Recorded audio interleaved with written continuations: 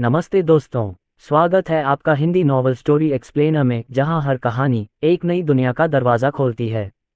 यहां आपको system, romance और मैजिक जैसी अलग अलग तरह की कहानियां मिलेंगी जो आपको एक जादुई और रोमांचक सफ़र पर ले जाएंगी। तो आइए इस अद्भुत सफ़र में आगे बढ़ते हैं।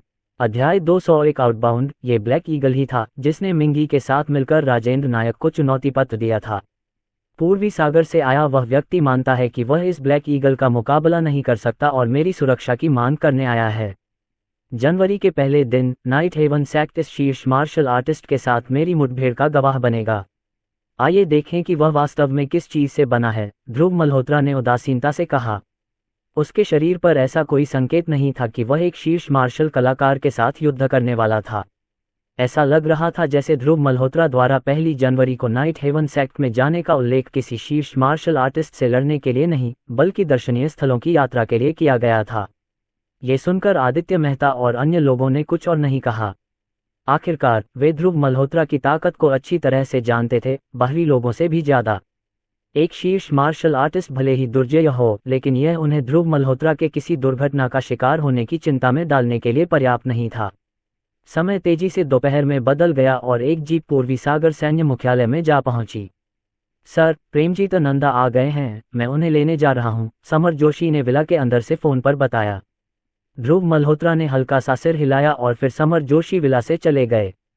इसके तुरंत बाद प्रेमजीत नंदा समर जोशी का पीछा करते हुए विला में प्रवेश कर गए। सर, आप मुझसे मिलना चाहते थे, प्रेमजीत नंदा ने ध्रुव मल्होत्रा से सम्मानपूर्वक कहा। ध्रुव मल्होत्रा ने थोड़ा सिर हिलाया और कहा, मैंने राजेंद्र नायक के साथ पहले ही समझौता कर लिया है। वह पूर्वी सागर क्षेत्र में पूर्वी सागर मार्शल एलायंस को विकसित करने में मदद करेंगे। पूर्वी सागर मार्शल एलायंस इस अवसर का लाभ उठाकर उड़ान भर पाता है या नहीं, यह आप पर निर्भर करेगा। मुझे निराश मत कीजिए। इन शब्दों को सुनकर प्रेमजीत नंदा की आंखों में खुशी की एक झलक तुरंत दिखाई दी और उन्होंने तुरंत कहा, निश्चिंत रहें सर। अच्छा, समर जोशी, उसे राजेंद्र नायक से मिलवा दो, ध्रुव मल्होत्रा ने हाथ से इशारा किया। इसके बाद समर जोशी और प्रेमजीत नंदा राजेंद्र नायक को खोजने के लिए विला से निकल गए। दिन जल्दी जल्दी बीतते गए और जल्द ही जनवरी का पहला दिन आ गया। ये ड्रैगन राष्ट्र में नववर्ष का दिन था तथा नए वर्ष की शुरुआत भी। पूरा पूर्वी सागर नए साल की खुशियों में डूबा हुआ था, हर तरफ जश्न का माहौल था। हालांकि केवल कुछ चुनिंदा लोग ही जानते थे कि आज नाइट हेवन सेक्ट के खंडहरों पर एक विश्व हिलाने वाला युद्ध होने वाला है, जो उस स्थान पर पहुंचने के लिए अपने घरों से जल्दी निकल पड़े थे। यद्यपि राजेंद्र नायक ने मिंगी की चुनौती की खबर को रोकने की पूरी कोशिश की थी, फिर भी यह बात पूरे क्षेत्र में तेजी से फैल गई कि मिंगी ने अपनी शक्ति से पूर्वी सागर में सभी शक्तिशाली व्यक्तियों को चुनौती देने का इरादा जताया है। जैसे जैसे समय बीतता गया, इस खबर से अवगत अधिक से अधिक लोग नाइट हेवन संप्रदाय के खंडहरों की ओर चल पड़े। राजेंद्र नायक भी पूर्वी क्षितिज पर भोर की पहली किरण के साथ ध्रुव मल्होत्रा के विला के बाहर पहुंचे। राजेंद्र नायक के आगमन को देखते हुए ध्रुव मल्होत्रा, जो पहले ही जाग चुका था, भी विला से बाहर निकल आया। उत्तरी लियाओ राजा, हम कब रवाना होंगे? ध्रुव मल्होत्रा को देखते ही राजेंद्र नायक ने तुरंत पूछा। ध्रुव मल्होत्रा ने सफेद होते पूर्वी आसमान की ओर देखा और हल्की हंसी के साथ कहा, अभी तो दिन शुरू ही हुआ है, कोई जल्दी नहीं है। इसके अलावा मिंगी ने कोई समय नहीं बताया। हम दोपहर के भोजन के बाद निकलेंगे और जब तक हम नाइट हेवन सेक्ट पहुंचेंगे तब तक सूर्यास्त हो चुका होगा। ये सुनकर पूर्वी सागर राजा का चेहरा खराब हो गया और उसने अजीब तरीके से कहा, उत्तरी लियाओ राजा, किसी तरह मिंगी द्वारा चुनौती जारी करने की खबर लीक हो गई है और अब पूर्वी सागर के अधिकांश मार्शल कलाकार पहले से ही नाइट हेवन संप्रदाय में भाग गए हैं। अगर हम देर से पहुंचेंगे तो मुझे डर है कि ये मार्शल आर्टिस्ट हम पर हंसेंगे। कई दिनों की साधना के बाद पूर्वी सागर राजा ने अपनी कुछ ताकत वापस पा ली थी, जिससे उसे अपने पुराने गौरव को पुनः प्राप्त करने की उम्मीद भी दिखी। स्वाभाविक रूप से वह इस समय मजाक का पात्र नहीं बनना चाहता था। यदि वे पहले ही रात्रि स्वर्ग संप्रदाय की ओर बढ़ जाते और फिर ध्रुव मल्होत्रा ने पूर्वी सागर के अधिकांश मार्शल कलाकारों के सामने मिंगी को हरा दिया, जिसके पास युद्ध राजा की चरम शक्ति थी, तो पूर्वी सागर राजा की प्रतिष्ठा भी तेजी से बढ़ जाएगी। पूर्वी सागर की सेनाओं में एक ऐसे सहयोगी का होना जो एक शीर्ष युद्ध राजा को पराजित करने में सक्षम हो, तथा हाल ही में नाइट हेवन सेक्ट द्वारा स्काई वुल्फ द्वीप और जान परिवार का विनाश पूर्वी सागर राजा द्वारा वर्षों में खोई गई सारी प्रतिष्ठा को पुनः प्राप्त करने के लिए पर्याप्त था।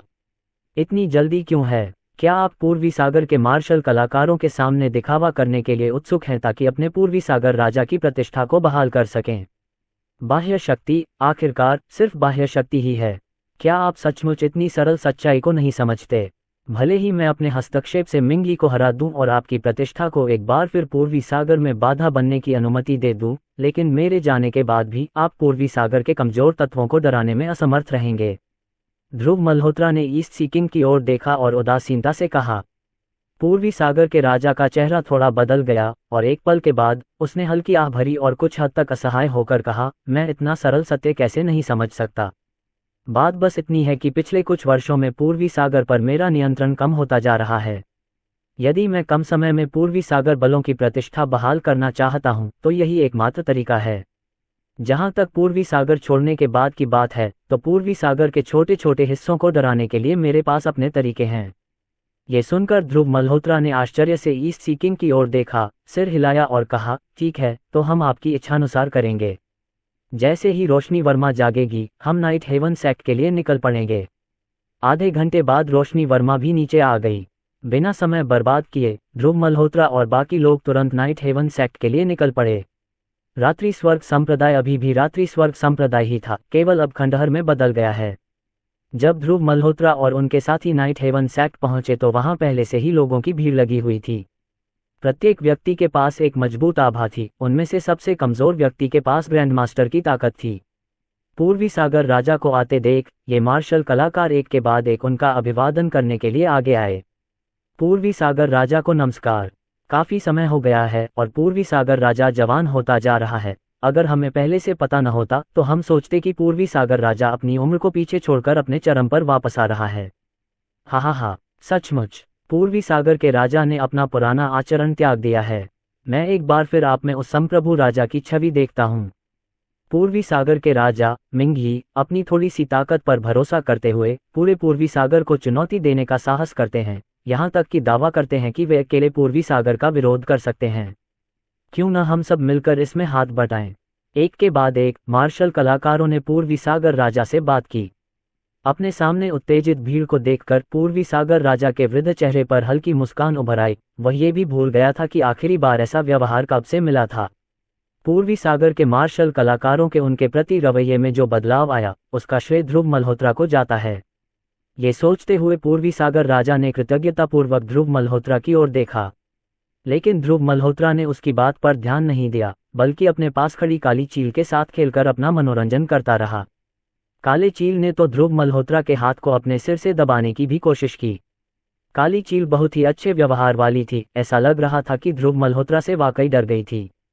जब तक ध्रुव मल्होत्रा विला से बाहर निकलते, वह उनके साथ साथ चलती। अविभाज्य रूप से अगर ध्रुव मल्होत्रा विला से बाहर नहीं निकलता तो वह बिना कोई शोर मचाए चुपचाप अंदर ही रहता। यहाँ तक कि जब करण मल्होत्रा और अन्य लोग विला में इसके साथ खेलते थे, तब भी इसने हमला नहीं किया। इतना ही नहीं, अगले दिनों में रोशनी वर्मा ने भी काले चील को थोड़ा बहुत चिढ़ाने का साहस जुटाया।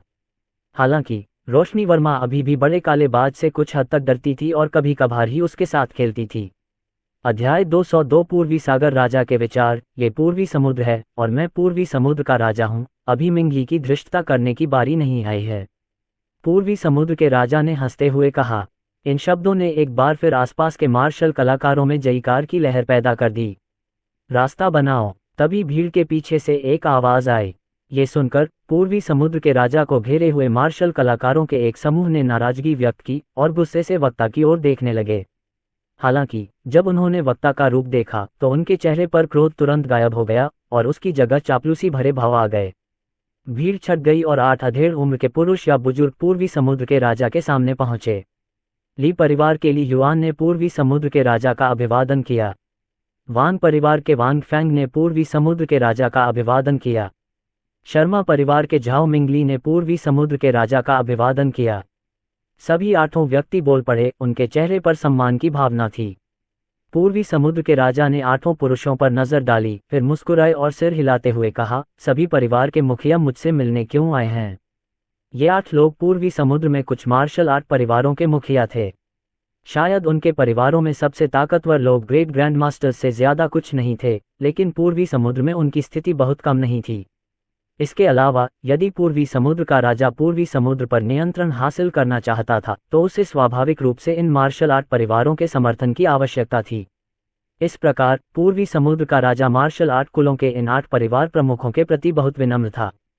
हमने सुना है कि मिंगी ने आपको चुनौती दी है महाराज, और दावा किया है कि वह अकेले ही पूर्वी समुद्र के सभी शक्तिशाली लड़ाकों का मुकाबला करेगा।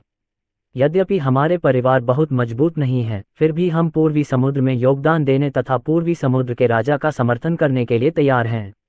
महाराज, आपके आने से पहले हमने प्रत्येक परिवार से सबसे मजबूत लोगों को सहायता के लिए भेजने और मिंगी से मिलकर निपटने पर चर्चा की थी। अग्रणी परिवार के मुखिया ली युआन ने गहरी आवाज में कहा। ये सुनकर पूर्वी समुद्र के राजा ने अपनी भौहें उठाईं, उनकी आंखों में आश्चर्य की झलक दिखाई दी। इन 8 परिवारों में से सबसे शक्तिशाली केवल महान ग्रैंड मास्टर्स के स्तर के थे। यदि किसी योद्धा राजा के खिलाफ लड़ाई का सामना करना पड़ता तो वे निस्संदेह मर जाते। फिर भी वे पूर्वी समुद्र के राजा मिंगी से निपटने में उसकी मदद करने के लिए अपने परिवार के सबसे मजबूत सदस्यों को भेजने को तैयार थे। बेशक इस बात से इनकार नहीं किया जा सकता था कि वे नहीं जानते थे कि मिंगी की असली ताकत एक योद्धा राजा के चरम पर थी, लेकिन चूंकि उनका यह इरादा था इसलिए यह पहले से ही काफी सराहनीय था।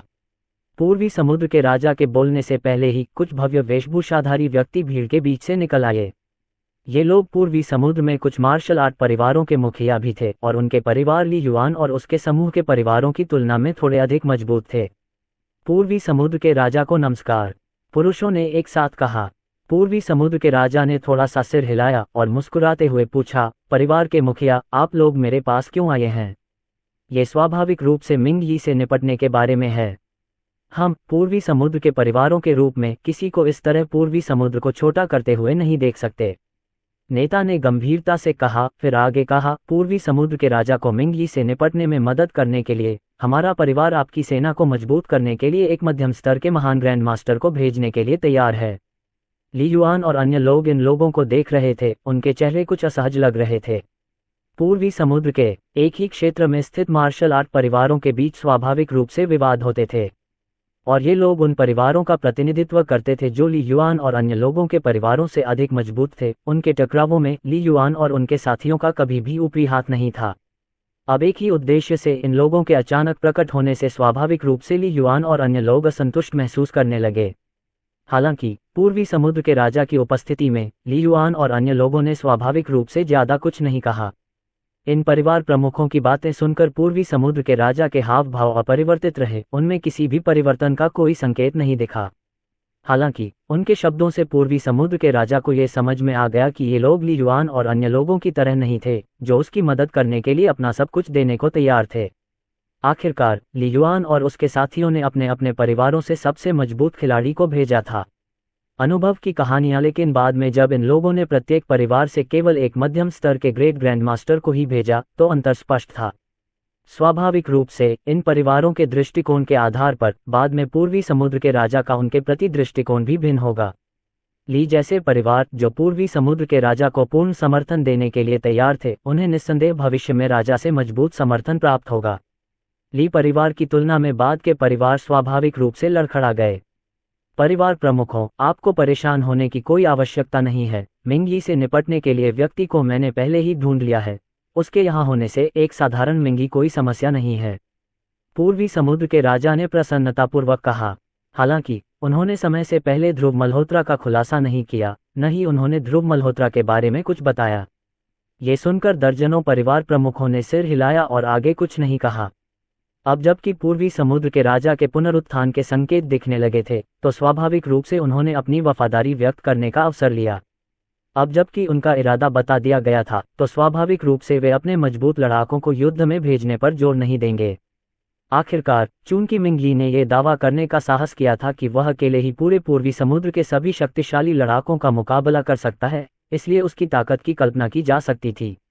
महान ग्रैंडमास्टर स्तर के खिलाड़ी उसके खिलाफ लड़ने पर संभवतः मौत के मुंह में चले जाएंगे। इन मार्शल आर्ट परिवारों के लिए प्रत्येक महान ग्रैंडमास्टर एक खजाना था, और स्वाभाविक रूप से वे अपने ग्रैंडमास्टरों को मरते हुए चुपचाप खड़े होकर नहीं देख सकते थे। तो फिर हम पहले विदा लेंगे, ली युआन ने कहा। पूर्वी समुद्र के राजा ने थोड़ा सिर हिलाया और चुपचाप अपने मन में इन परिवार के मुखियाओं और उनके संबंधित परिवारों को नोट किया।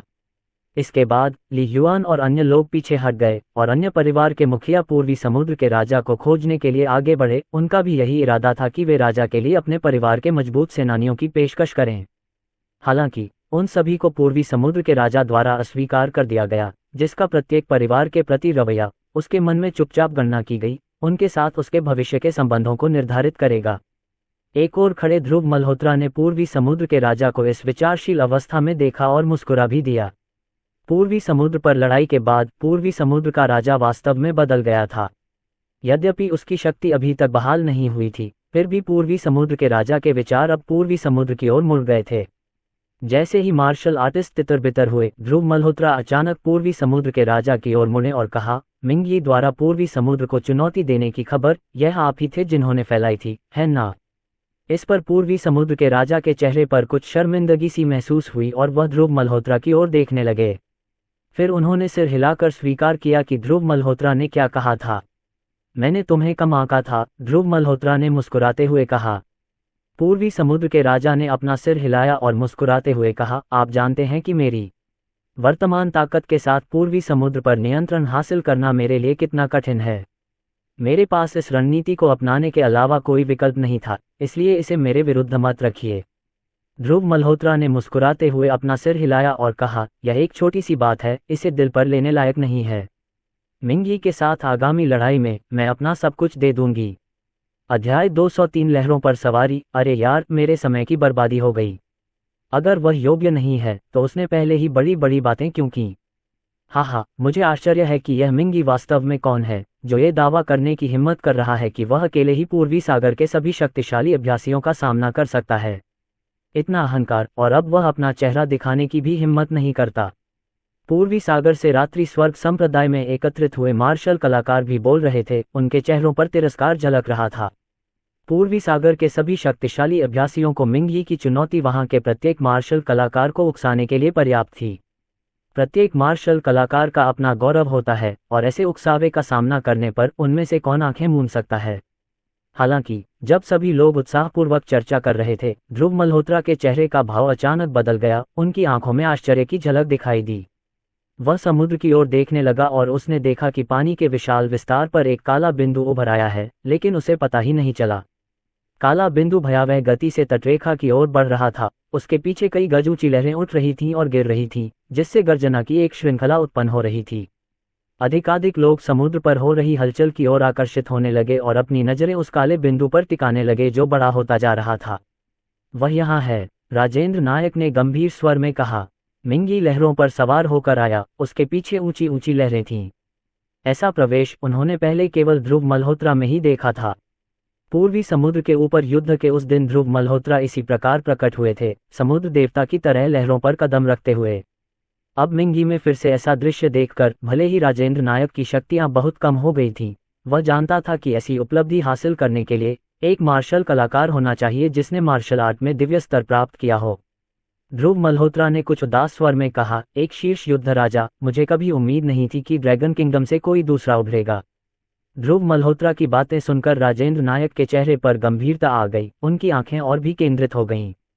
उन्होंने ध्रुव मल्होत्रा की ओर देखा और गंभीरता से पूछा, क्या तुम आश्वस्त हो?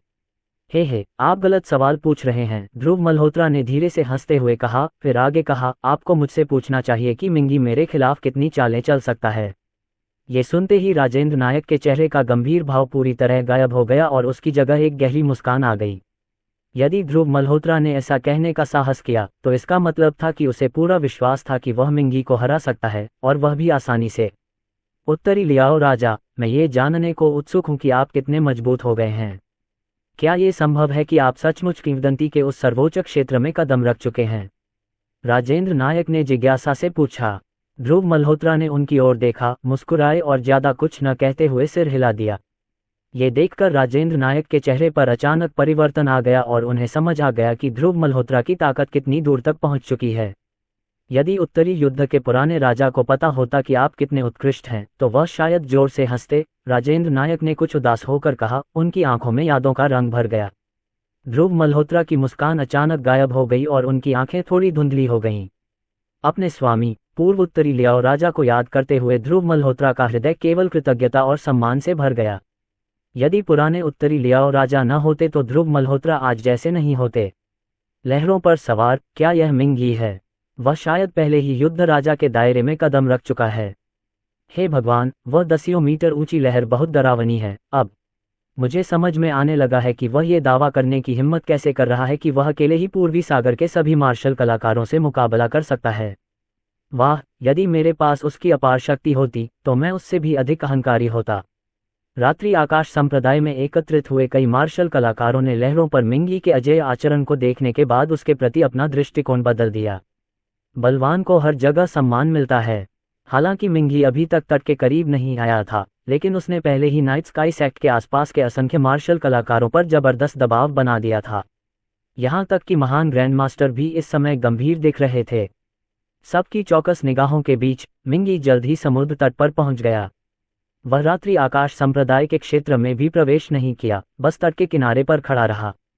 रात्रि आकाश संप्रदाय के चारों ओर एकत्रित सभी मार्शल कलाकारों पर उदासीन दृष्टि डालते हुए उसने ठंडे स्वर में कहा, मैं मिंगी हूँ, क्या आप सभी पूर्वी सागर मार्शल कलाकार मेरे साथ लड़ने के लिए यहाँ आए हैं?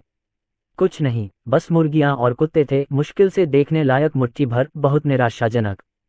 पूर्वी सागर लंबे समय से अपनी समृद्ध मार्शल आर्ट के लिए जाना जाता है, तो आपकी ताकत इतनी कमजोर क्यों है? आपकी शक्ति के स्तर के साथ मुझे अपना हाथ उठाने का भी मन नहीं करता। जैसे ही उसके शब्द निकले, मिंगी का चेहरा अहंकार और अवमानना से भर गया। मिंगी एक बूढ़ा आदमी था जिसके बाल और दाढ़ी सफेद थी। उसने सफेद वस्त्र पहन रखा था, जिससे उसकी उपस्थिति में एक पारलौकिक सन्यासी का स्पर्श जुड़ रहा था। घमंडी, कौन कहता है कि पूर्वी सागर में कोई नहीं है? मैं मो जियुन, बिलो स्वॉर्ड मार्शल आर्टिस्ट, आज तुमसे इस पागल से मिलूंगा। काले रंग की प्रैक्टिस पोशाक पहने एक मध्यम आयु वर्ग का आदमी भीड़ से बाहर आया और मिंगी से ठंडे स्वर में कहा। इस व्यक्ति को देखकर आसपास के मार्शल कलाकार एक बार फिर चिल्ला उठे। बिलो स्वॉर्ड मार्शल आर्टिस्ट मो जियुन, ऐसा कहा जाता है कि उसने 3 साल पहले युद्ध के आधे चरण के राजा में प्रवेश किया था। भले ही वह युद्ध के राजा के दायरे में नहीं पहुंचा हो, लेकिन वह करीब जरूर होगा। हालांकि मो जियुन कमजोर नहीं है, लेकिन मिंगी एक सच्चे युद्ध सम्राट हैं। क्या मो जियुन के पास वास्तव में कोई मौका है? कौन जानता है, हो सकता है मो जियुन पहले ही युद्ध के राजा के दायरे में कदम रख चुका हो। आसपास के मार्शल कलाकारों की चर्चाएं सुनकर मो जियुन के चेहरे पर एक मुस्कान दिखाई दी। वह बस यही चाहता था कि वह ध्यान का केंद्र बने। उसका लक्ष्य मिंगी को हराना नहीं था। जब तक वह मिंगी के साथ मारपीट करने के बाद एक टुकड़े में पीछे हट सकता था, तब तक वह पूर्वी सागर के मार्शल कलाकारों के बीच एक महान प्रतिष्ठा भी प्राप्त कर सकता था। सच तो यह है कि जिस क्षण उसने मिंगी को लहरों पर आते देखा, मो जियुन को पता था कि वह निश्चित रूप से मिंगी का मुकाबला नहीं कर सकता। आखिरकार अपनी ताकत के साथ वह ऐसी भव्य गति उत्पन्न करने से बहुत दूर था। हालांकि एक आधे कदम के युद्ध राजा के रूप में उन्हें विश्वास था कि वह मिंगी के साथ मुठभेड़ कर सकते हैं और फिर सुरक्षित रूप से पीछे हट सकते हैं। किसी को आगे बढ़ता देख ध्रुव मल्होत्रा ने आश्चर्य से राजेंद्र नायक की ओर देखा और कहा, क्या ये वही आदमी है जिसे आपने पाया था? नहीं, यह आदमी शायद इस लड़ाई से अपना नाम बनाना चाहता है, राजेंद्र नायक ने जवाब दिया। ये सुनकर ध्रुव मल्होत्रा के चेहरे पर व्यंग्यात्मक मुस्कान आ गई। मिंगी का हाथ थामकर अपना नाम बनाना आत्महत्या के समान है न? एकमात्र आधा कदम का युद्ध राजा शायद मिंगी की आभा का सामना भी नहीं कर सकता था, फिर भी उसके साथ लड़ने की हिम्मत करता है। युद्ध के राजा की शक्ति का शिखर युद्ध के राजा से नीचे किसी भी व्यक्ति की कल्पना से कहीं परे है। यहाँ तक कि युद्ध के राजा बनने के शुरुआती चरणों में भी आधे कदम के युद्ध के राजा से निपटना उतना मुश्किल नहीं है। युद्ध के राजा के नीचे सभी चींटियों के समान है, ये सब के बाद एक खाली कहावत नहीं है। अध्याय 204 स्मैक एंड फ्लाई। एक आधे कदम के युद्ध राजा के रूप में मो जियुन की ताकत स्वाभाविक रूप से कमजोर नहीं थी। वह तुरंत मिंगी के सामने पहुंचा। उसकी तलवार पहले से ही कमर से बाहर निकली हुई थी। मिंगी ने उसकी ओर तिरस्कार से देखा और कहा, एकमात्र आधा कदम का युद्ध राजा मेरे सामने खड़े होने की हिम्मत कैसे कर सकता है, और यहाँ तक कि मेरे साथ युद्ध की घोषणा करने का दुस्साहस भी कर सकता है। मो जियुन की अभिव्यक्ति धीरे धीरे बदल गई। मिंगी के पास पहुंचते ही उसे एक भयानक आभा महसूस हुई। इस आभा के कारण उसे ऐसा महसूस हुआ जैसे वह किसी दलदल में फंस गया है, यहाँ तक कि उसकी चाल भी धीमी हो गई थी। एक ही मुलाकात से मो जियुन को पता चल गया कि वह सामने वाले व्यक्ति से मुकाबला नहीं कर सकता। लेकिन उसका लक्ष्य मिंगी को हराना नहीं था। यदि वह मिंगी से हाथ मिलाकर एक टुकड़े में पीछे हट सकता था तो वह सफल हो जाता। पूर्वी सागर में अच्छी प्रतिष्ठा हासिल करने के लिए मो जियुन हर संभव प्रयास कर रहा था। कृपया मुझे ज्ञान दो, मोजियुन ने अपनी गर्दन को आगे बढ़ाते हुए कठोरता से कहा। मिंगली ने ठंडी नाक से कुर्री, उसकी अभिव्यक्ति तिरस्कार से भरी हुई थी जब उसने कहा, क्या तुम ज्ञानवान हो? तुम, ये कूड़ा, मेरी गति का भी सामना नहीं कर सकते। जैसे ही ये शब्द निकले, मिंगी से एक राजसी आभा फूट पड़ी। वह आभा एक रसातल, एक जेल की तरह थी जिसने मोजियुन को पूरी तरह से घेर लिया था। इस आभा के तहत मोजियुन को विरोध करने का मौका भी नहीं मिला, वह सीधे अपने घुटनों पर दबा दिया गया। दरार, दरार, मोजियुन के शरीर के भीतर से लगातार हड्डियों के टूटने की आवाज आ रही थी, जैसे कि फलियां फूट रही हों। कुछ ही सांसों के बाद मोजियुन की आंखें पीछे की ओर मुड़ गईं और वह सख्ती से जमीन पर गिर पड़ा। आधे कदम के युद्ध राजा ने मिंगी को हाथ उठाने पर भी मजबूर नहीं किया था। अरे, मोजियुन मर गया। मिंगी किस लोक में है कि वह अपनी उपस्थिति से ही मोजियुन का दम घोंटकर उसे मार सकता है। यहाँ तक कि एक युद्ध राजा के पास भी ऐसी शक्ति नहीं हो सकती है न? क्या ये हो सकता है कि मिंगी युद्ध राजा के भयावह अंतिम चरण में है? मोजियुन के लिए ये कितनी दुख की बात है, जो हमारे पूर्वी सागर के मार्शल कलाकारों के लिए खड़ा होना चाहता था, फिर भी उसे ऐसे दुखद अंत का सामना करना पड़ा। आसपास के मार्शल कलाकार बोलने लगे, कुछ लोग भयभीत थे, अन्य मोजियुन की मौत पर दुख महसूस कर रहे थे। ध्रुव मल्होत्रा ने मुस्कुराते हुए अपना सिर हिलाया और मिंगी की ओर बढ़ गए। जैसे ही ध्रुव मल्होत्रा ने 2 कदम आगे बढ़ाए, मिंगी की नज़र उस पर टिक गई। जब मिंगी ने ध्रुव मल्होत्रा के पास काले चील को देखा तो उसकी निगाहें कुछ देर के लिए तेज हो गईं। ध्रुव मल्होत्रा को मिंगी की ओर बढ़ता देख वहां मौजूद लोगों में एक बार फिर चर्चा का माहौल बन गया। सबकी निगाहों के सामने ध्रुव मल्होत्रा तेजी से मिंगी के पास पहुंचे। काले रंग का गरुड़। मिंगी ने ध्रुव मल्होत्रा पर ध्यान नहीं दिया, बल्कि अपने पीछे खड़ी काली चील को आवाज लगाई। हालांकि मिंगी को निराशा हुई जब काले चील ने उसके चिल्लाने के बाद भी उसे पूरी तरह से नजरअंदाज कर दिया। ध्रुव मल्होत्रा ने हल्की हंसी के साथ कहा, अब इसे ब्लैक ईगल नहीं कहा जाता, इसे लिटिल ब्लैक कहा जाता है। ठीक है, लिटिल ब्लैक। इसके बाद ध्रुव मल्होत्रा अपने पास खड़े काले चील की ओर मुड़े और आवाज लगाए, चीख। काले चील ने तुरंत एक लंबी चीख मारी, मानो ध्रुव मल्होत्रा को जवाब दे रही हो। ये दृश्य देखकर मिंगी की आंखें अचानक तीव्र क्रोध से भर गईं। बहुत अच्छा, इस जानवर ने मुझे धोखा देने की हिम्मत की, आज मैं घर साफ कर दूंगा। और तुम ही हो जिसने ये त्यान संप्रदाय को नष्ट किया, जिसने मेरे उन 2 शिष्यों को मार डाला, है ना? मिंगी ने दांत पीसते हुए कहा। ध्रुव मल्होत्रा ने अपनी पहचान बिल्कुल भी नहीं छिपाते हुए हल्का सा सिर हिलाया और सीधे तौर पर यह बात स्वीकार कर ली। ये त्यानमिंग और ये त्यानयिन, साथ ही ये त्यान संप्रदाय के सभी लोग मेरे द्वारा मारे गए। आपके 2 शिष्यों ने वो देश के समुराई के साथ सांठगांठ करने का प्रयास किया और हमारे ड्रैगन राष्ट्र के कानूनों के अनुसार उन्हें मार दिया जाना चाहिए। ध्रुव मल्होत्रा ने उदासीनता से कहा। मिंगी की भौहें उठीं और उसने गहरी आवाज में कहा, वे मेरे शिष्य हैं, भले ही उन्होंने वो देश के समुराई के साथ मिली भगत की हो, लेकिन उन पर फैसला सुनाना तुम्हारा काम नहीं है। स्वर्ग के नीचे सारी भूमि राजा की है, चारों समुद्रों के भीतर सभी राजा की प्रजा हैं। चूंकि वे ड्रैगन राष्ट्र के सदस्य हैं, तो उनके कार्यों का न्याय करना मेरा काम कैसे नहीं हो सकता? ध्रुव मल्होत्रा ने हल्की हंसी के साथ पूछा। मिंगी के चेहरे पर तनाव आ गया और उसने ध्रुव मल्होत्रा को सिर से पैर तक जांचा और फिर पूछा, तुम कौन हो? तुम्हें मेरी पहचान जानने की कोई जरूरत नहीं है, बस इतना जान लो कि मैं ही तुम्हें मारने आया हूँ। ध्रुव मल्होत्रा ने सिर हिलाते हुए और मुस्कुराते हुए कहा। जैसे ही उसने बोलना समाप्त किया, ध्रुव मल्होत्रा ने बिना समय गंवाए मिंगी की ओर प्रहार करने के लिए अपनी दाहिनी हथेली उठाए। ध्रुव मल्होत्रा के पीछे खड़े काले बाज ने उसकी जानलेवा मंशा को भांप लिया और तुरंत अपने पंख फड़फड़ाकर दूर उड़ गया। इतना कमजोर हथेली का प्रहार, और तुम मुझे मार डालने की सोच रहे हो? मिंगी ने व्यंग्यात्मक लहजे में भौहें चढ़ाकर कहा। ध्रुव मल्होत्रा ने उसकी उपेक्षा की और बस अपनी हथेली को मिंगी की ओर ले जाना जारी रखा। जैसे ही उसका हाथ मिंगी को छूने वाला था, ध्रुव मल्होत्रा के हाथ की हथेली से अचानक एक भयानक आभा फूट पड़ी। इस हृदय स्पंदनकारी सांस को महसूस करते हुए मिंगी का चेहरा पूरी तरह बदल गया। लेकिन जब तक उन्होंने इसे रोकने के बारे में सोचा, तब तक बहुत देर हो चुकी थी। टकराना। ध्रुव मल्होत्रा की हथेली सीधे मिंगी की छाती पर लगी। दरार, हड्डियों के टूटने की आवाज गूंजी और मिंगी समुद्र में उड़ गया। क्या मिंगी मर गया है? यह आदमी कौन है जो अचानक प्रकट हुआ? वह इतना शक्तिशाली क्यों है कि वह मिंगी जैसे युद्ध राजा को एक हथेली के प्रहार से उड़ा सकता है? कौन जानता है, लेकिन पूर्वी सागर में ऐसे व्यक्ति के तैनात होने के कारण मिंगी निश्चित रूप से अब यहाँ घूम नहीं पाएगा। ध्रुव मल्होत्रा की दिव्य शक्ति देखकर दर्शक भी एक के बाद एक बोल उठे। ध्रुव मल्होत्रा की भौहें ऊपर उठ गईं और उन्होंने पानी की सतह की ओर देखा। उनकी निगाहों में आश्चर्य का भाव था।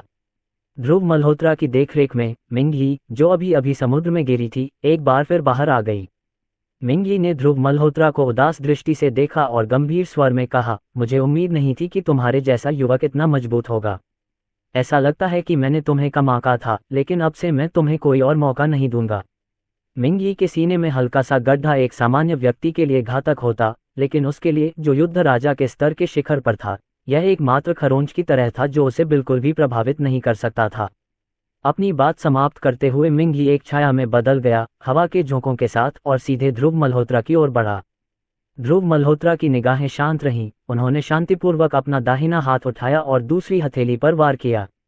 टकराना। जैसे ही मिंगी का स्वरूप सामने आया, ध्रुव मल्होत्रा ने उसे एक बार फिर उड़ा दिया। ये दृश्य ध्रुव मल्होत्रा द्वारा मिंगी पर प्रहार करने जैसा नहीं था, बल्कि मिंगी द्वारा ध्रुव मल्होत्रा की हथेली पर स्वयं को उछालने जैसा था। मिंगी दूसरी बार समुद्र में गिर गया, लेकिन इस बार वह तुरंत बाहर नहीं आया। पूर्वी सागर के राजा ने उस स्थान को देखा जहां मिंगी पानी में गिरा था। उसकी आंखों में उत्साह झलक रहा था।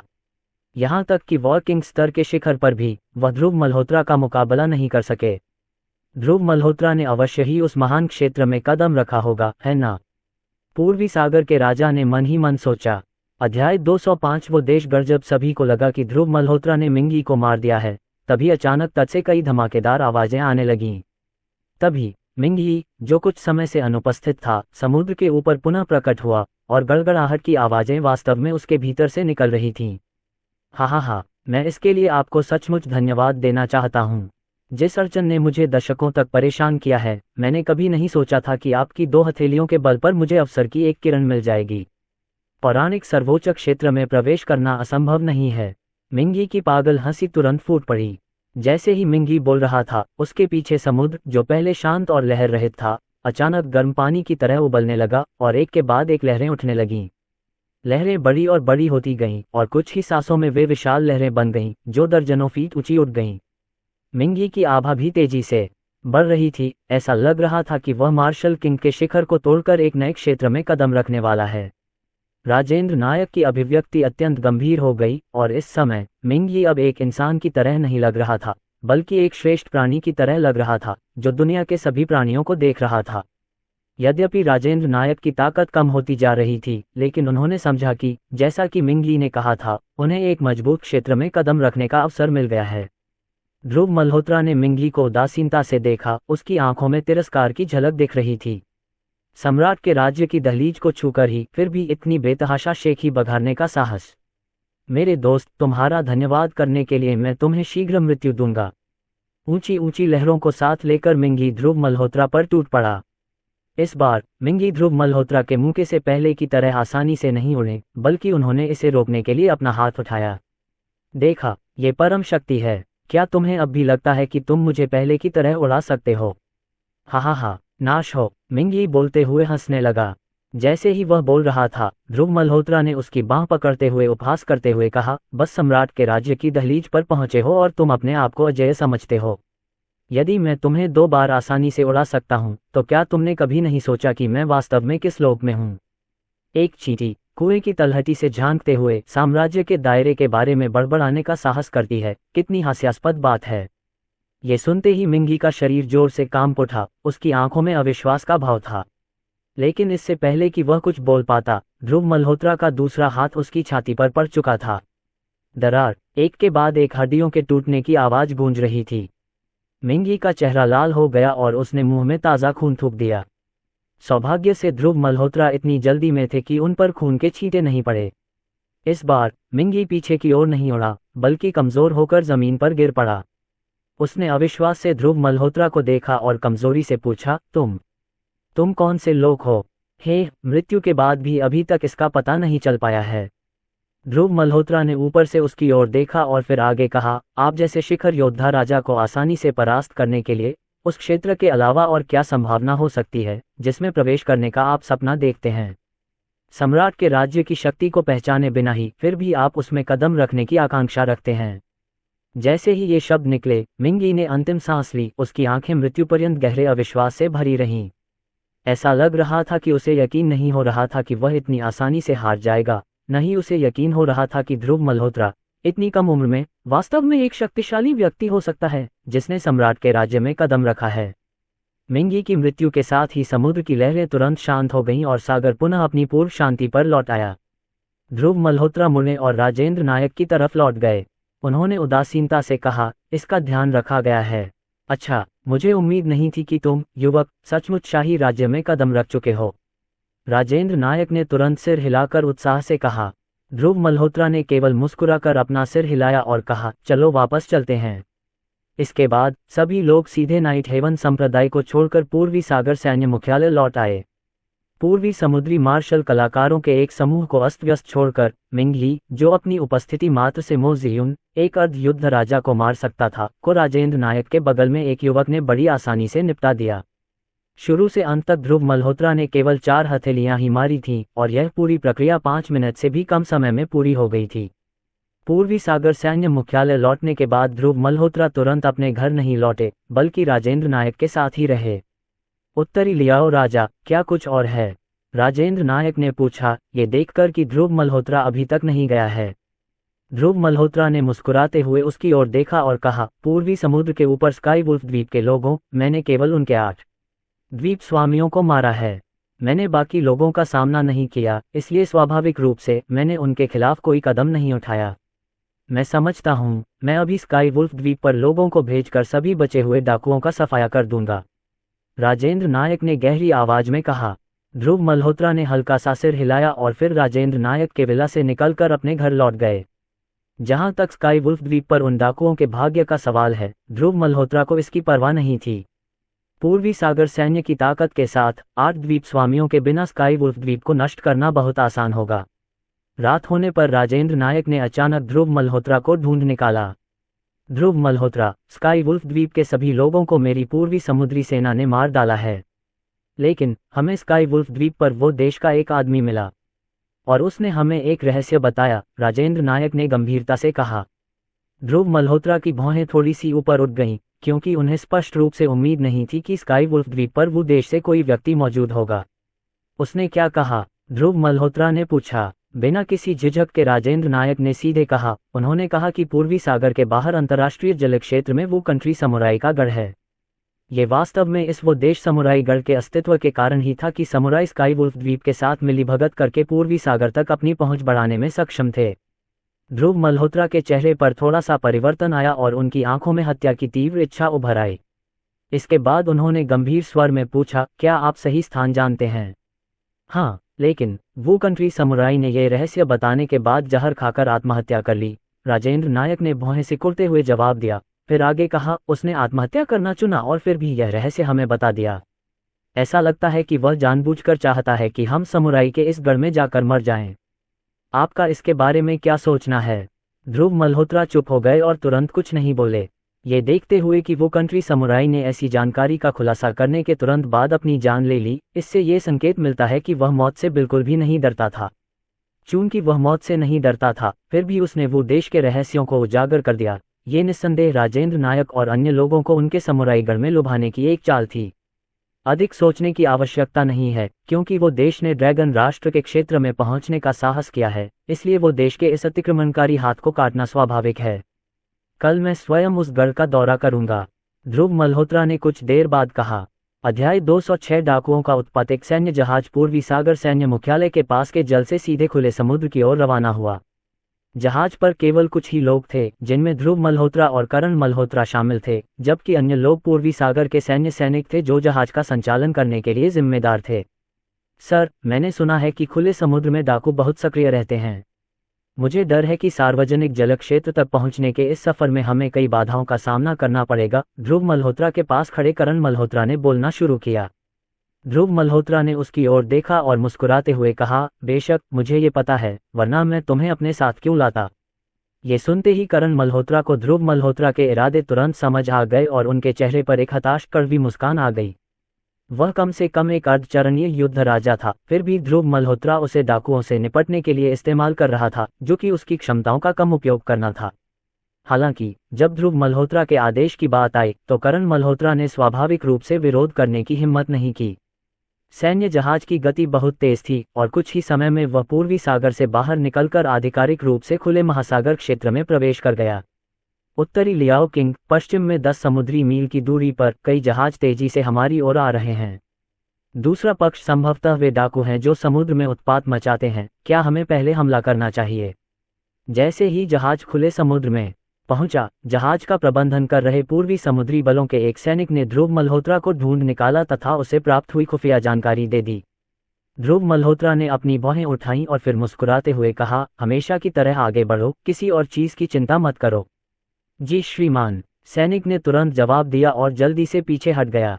करण मल्होत्रा ने उदास भाव से कहा, यह सोचना भी मुश्किल है कि वे पूर्वी सागर के सैन्य जहाज को निशाना बनाने की हिम्मत करेंगे। ये समुद्री डाकू वाकई दुस्साहसी हैं। बस मुझे नहीं पता कि उनके सिर इतने मजबूत हैं कि वे मेरी मुट्ठियों का सामना कर सकें। ये सुनकर ध्रुव मल्होत्रा ने मुस्कुराते हुए अपना सिर हिलाया। उनके चेहरे पर हल्की मुस्कान थी। कुछ ही मिनटों बाद ध्रुव मल्होत्रा की नज़र 3 जहाज़ों पर पड़ी। प्रत्येक जहाज महंगा क्रूज लाइनर था, जिससे ये संकेत मिलता है कि खुले समुद्र में घूमने वाले ये डाकू वास्तव में गुजरने वाले जहाज़ों को लूटते नहीं थे, अन्यथा उन्होंने इतनी बड़ी संपत्ति अर्जित नहीं की होती। हमें केवल आपका पैसा चाहिए, आपकी जान नहीं। एक जहाज से एक कर्कश पुरुष की आवाज़ आई। करण मल्होत्रा की भौहें तन गईं और वह तुरंत गरज कर बोले, क्या आप जानते हैं कि यह पूर्वी सागर सेना का युद्धपोत है? हम इतने लंबे समय से खुले समुद्र में हैं, हम पूर्वी सागर के सैन्य युद्धपोत को कैसे नहीं पहचान सकते? उस आदमी की आवाज़ फिर से तेज हो गई और फिर उसने कहना जारी रखा, लेकिन भले ही यह पूर्वी सागर का सैन्य युद्धपोत हो, इससे क्या फर्क पड़ता है? एक बार जब आप हमारे क्षेत्र में आ गए तो आपको हमारे नियमों के अनुसार खेलना होगा। यदि आप मानने से इनकार करते हैं तो क्यों न पूर्वी सागर की सेना अपनी विशाल सेना लेकर आए और हम जैसे समुद्री डाकुओं का सफाया कर दे। हा हा हा। तुरंत ही अहंकारपूर्ण हंसी गूंज उठी। यह अच्छी तरह जानते हुए भी कि यह जहाज पूर्वी सागर का सैन्य युद्धपोत है, ये डाकू हमेशा की तरह विद्रोही बने रहे। उन्हें पूर्वी सागर की सेनाओं की कोई परवाह नहीं थी। चूंकि आप जानते हैं कि यह पूर्वी सागर का सैन्य युद्धपोत है और फिर भी आप हमें लूटने का साहस कर रहे हैं, डाकुओं के रूप में तुम्हारा दुस्साहस सचमुच छोटा नहीं है। करण मल्होत्रा की आंखों में चिंता का भाव था। वह तीनों जहाजों को गौर से देख रहा था और ठंडी आवाज में बोल रहा था, जाओ, जल्दी करो और निर्णायक ढंग से काम करो, ज्यादा समय बर्बाद मत करो। ध्रुव मल्होत्रा ने उदासीनता से कहा। ये सुनकर करण मल्होत्रा तुरंत डेक से छलांग लगाकर तीनों जहाजों की ओर चट्टान की तरह उड़ता हुआ चला गया। उनके बीच की दूरी 30 मीटर से अधिक थी, लेकिन करण मल्होत्रा सीधे प्रतिद्वंद्वी के जहाज पर कूद पड़े। घटनाओं के इस अचानक मोड़ के कारण तीनों जहाजों पर सवार समुद्री लुटेरों के चेहरे पर, जो पहले तो घोर अहंकार के भाव लिए हुए थे, अचानक भय का भाव प्रकट हो गया। तुम कौन हो पृथ्वी पर? समुद्री लुटेरों के नेता ने भयभीत चेहरे से करण मल्होत्रा की ओर देखा और कांपती आवाज में पूछा। करण मल्होत्रा ने उसे ठंडे दिमाग से देखा और उपहास करते हुए कहा, स्वाभाविक रूप से मैं ही तुम्हें मारने वाला व्यक्ति हूँ। जैसे ही उसने ये शब्द कहे, करण मल्होत्रा के मन में हत्या की तीव्र भावना उत्पन्न हो गई और उसने तीनों जहाजों पर सवार समुद्री डाकुओं की जान फसल काटने वाले हथियार की तरह ले ली। कुछ ही मिनटों में तीनों जहाजों के लगभग 100 समुद्री डाकू समुद्र में दफन हो गए और शौकों का भोजन बन गए। ये सब करने के बाद करण मल्होत्रा तुरंत युद्धपोत पर वापस नहीं लौटे, बल्कि वे इन जहाजों के केबिनों में घुस गए। कुछ ही देर में करण मल्होत्रा अपने हाथों में कुछ सोना, चांदी और जवाहरात लेकर युद्धपोत पर वापस आ गया। अरे वाह, ये समुद्री डाकू बहुत चालाक हैं। उन्होंने जो लूट का माल चुराया है उसे जहाजों पर नहीं रखा जाता, कौन जाने उन्होंने उसे किस द्वीप पर छिपा दिया है। करण मल्होत्रा ने कड़वी आवाज में कहा। फिर उसने अपने पास रखे सारे सोने, चांदी और जवाहरात को डेक पर फेंक दिया। हालांकि यह रकम बहुत ज्यादा नहीं थी, लेकिन ज्यादातर लोगों को ईर्ष्या करने के लिए काफी थी। लेकिन करण मल्होत्रा इन खजानों के प्रति पूरी तरह उदासीन दिखे। ध्रुव मल्होत्रा ने बिना कुछ कहे सिर्फ अपना सिर हिलाया और हंस दिए। उन 3 जहाजों के समुद्री डाकुओं से निपटने के बाद युद्धपोत एक बार फिर रवाना हुआ और वो देश के समुराई के अड्डे की ओर बढ़ गया।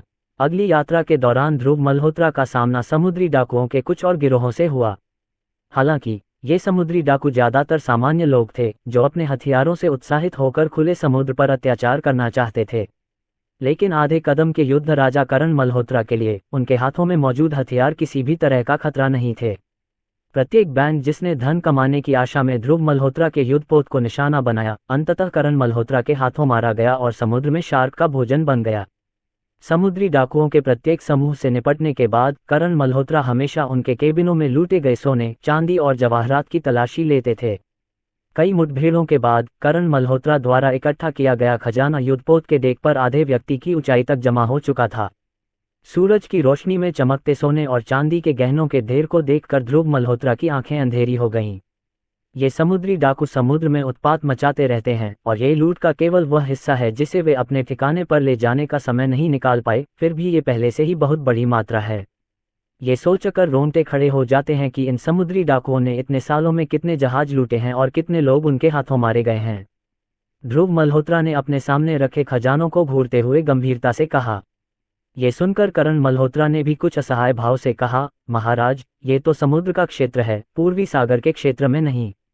पूर्वी सागर नौसेना भले ही इन समुद्री डाकुओं को खत्म करने के लिए तैयार हो, लेकिन वह अंतर्राष्ट्रीय जल क्षेत्र में बड़ी संख्या में सैन्य बल नहीं भेज सकती।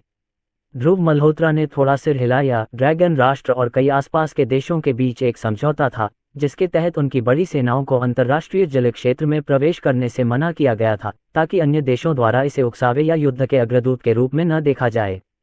यह आश्चर्य की बात है कि वो देश के समुराई गुप्त रूप से एक बेस स्थापित करने के लिए उच्च समुद्र में प्रवेश कर चुके हैं और पूर्वी सागर नौसेना को इसके बारे में एक भी खुफिया जानकारी नहीं मिली है।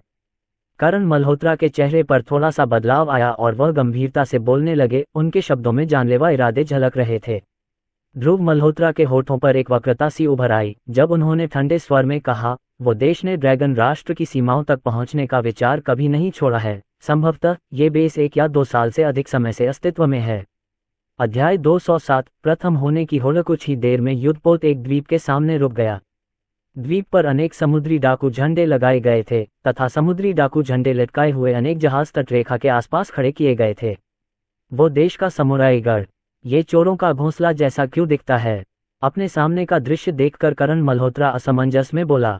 ध्रुव मल्होत्रा ने मुस्कुराते हुए अपना सिर हिलाया और हल्के से कहा, जब रोम में हो तो रोमनों जैसा करो, इस तरह से पहचान पाना कठिन है। ये सुनकर करण मल्होत्रा के चेहरे पर समझदारी का भाव प्रकट हुआ। ऐसा प्रतीत होता है कि वो देश के इन समुराइयों ने खुले समुद्र में प्रवेश करने के बाद स्वयं को समुद्री डाकुओं का वेश धारण कर लिया था, जिससे उनकी वास्तविक पहचान में एक छद्म परत जुड़ गई थी। युद्धपोत तट पर रुका और इससे पहले कि ध्रुव मल्होत्रा और करण मल्होत्रा उतर पाते, कई समुद्री डाकू द्वीप से बाहर निकल आए थे।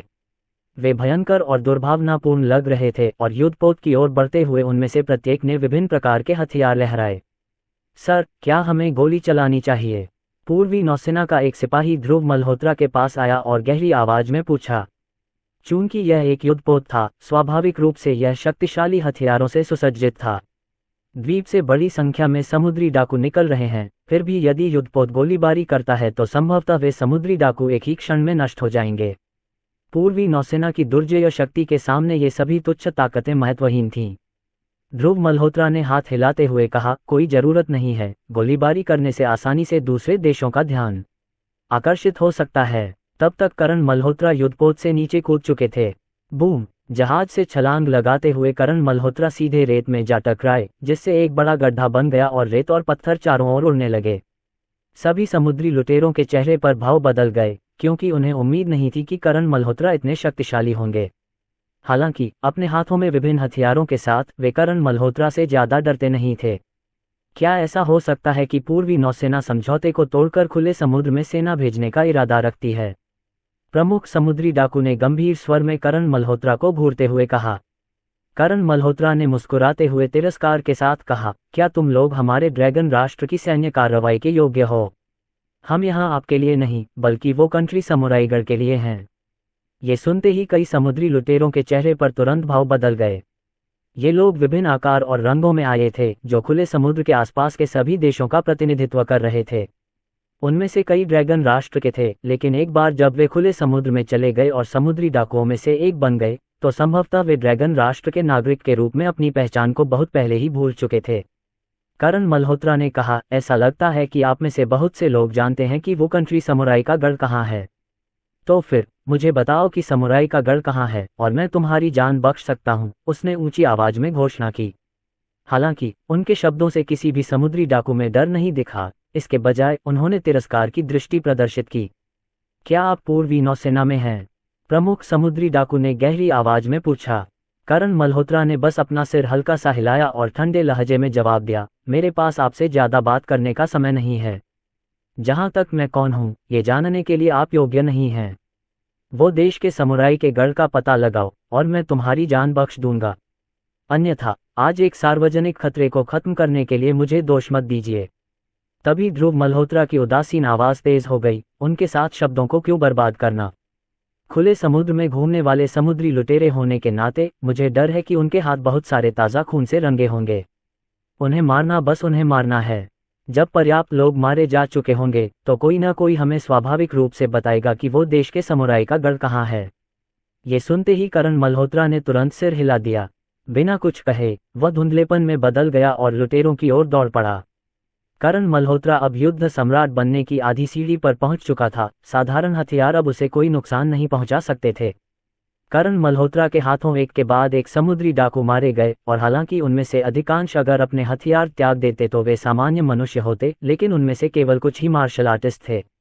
भले ही वे मार्शल आर्टिस्ट थे, उनकी ताकत ग्रैंड मास्टर स्तर तक नहीं पहुंची थी। वे करण मल्होत्रा का सामना कैसे कर सकते थे, जिनके पास एक योद्धा राजा की ताकत थी। कुछ ही सांसों में करण मल्होत्रा ने कई समुद्री लुटेरों को मार गिराया था। मौत के देवता की तरह करण मल्होत्रा को देखकर बाकी बचे समुद्री लुटेरों के चेहरे पर डर झलकने लगा। मैं बात करूंगा, मुझे पता है कि समुराई का गढ़ कहाँ है। जब तक तुम मुझे छोड़ दोगे मैं तुम्हें वहां ले जा सकता हूं। समुद्री लुटेरों में से एक अब और अधिक मनोवैज्ञानिक दबाव को सहन नहीं कर सका और तुरंत दया की भीख मांगने लगा। करण मल्होत्रा ने उसकी ओर देखा और ठंडे स्वर में कहा, तुमने पहले मिले अवसर का सही इस्तेमाल नहीं किया। क्या अब दया की भीख मांगने में देर नहीं हो गई है?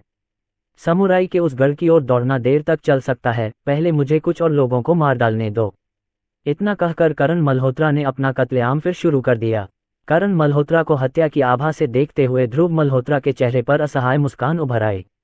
करण मल्होत्रा अपने अति सघन जानलेवा आभा को छोड़कर सभी पहलुओं में अच्छे थे। यदि कोई उसका दमन न करे तो वह किसी दिन स्वयं को हत्या के जीवन से मुक्त करने में असमर्थ हो जाएगा। हालांकि ध्रुव मल्होत्रा को पूरा भरोसा था कि वह अपनी ताकत से करण मल्होत्रा के दिल में पल रहे जानलेवा इरादे को नियंत्रित कर सकता है। कुछ मिनट बीत गए और अधिक समुद्री डाकू समुद्र तट पर गिर पड़े, जबकि शेष लोग जमीन पर स्तब्ध होकर बैठे थे और करण मल्होत्रा को ऐसे देख रहे थे जैसे वह मृत्यु का देवता हो। किसी ने भागने के बारे में सोचा भी नहीं। जो भागने की कोशिश कर रहे थे उनकी जान करण मल्होत्रा के हवा में झटके से चली गई, जिससे वहां मौजूद सभी समुद्री लुटेरों के मन से भागने का विचार ही खत्म हो गया। जब समुद्र तट पर केवल 1 दर्जन समुद्री डाकू ही बचे थे तब करण मल्होत्रा ने अंततः अपना नरसंहार रोक दिया। जमीन पर बिखरे पड़े शवों को देखकर करण मल्होत्रा के चेहरे पर संतुष्टि के भाव दिखाई दिए, मानो हत्याओं से उसे बड़ी राहत मिली हो। तभी करण मल्होत्रा की नजर आखिरी दर्जन भर समुद्री लुटेरों पर पड़ी और हल्की हंसी के साथ उसने पूछा, अब कौन हमें वो कंट्री के उन समुराइयों के गढ़ तक ले जाने को तैयार है? मैं सर, मैं आपको वहां ले चलूंगा। जैसे ही ये शब्द निकले एक समुद्री डाकू बोल उठा। उसके उत्तेजित व्यवहार से ऐसा लग रहा था मानो उसे डर हो कि अन्य लोग इस अवसर का लाभ उठाकर उससे आगे निकल जाएंगे।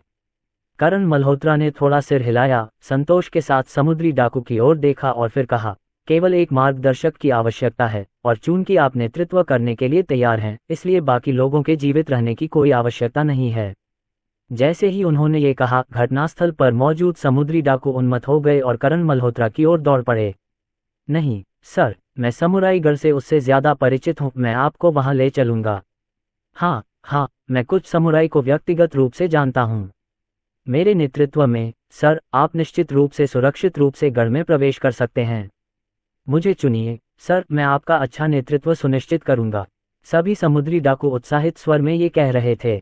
हर कोई जानता था कि अगर उन्हें नहीं चुना गया तो वे इस समुद्र तट पर मर जाएंगे। अध्याय 208 किला, यह आप ही हैं जिन्होंने आपको पहले बोलने के लिए कहा था। करण मल्होत्रा की भौहें उस समय सिकुड़ गईं जब उन्होंने सबसे पहले बोलने वाले व्यक्ति को संबोधित किया।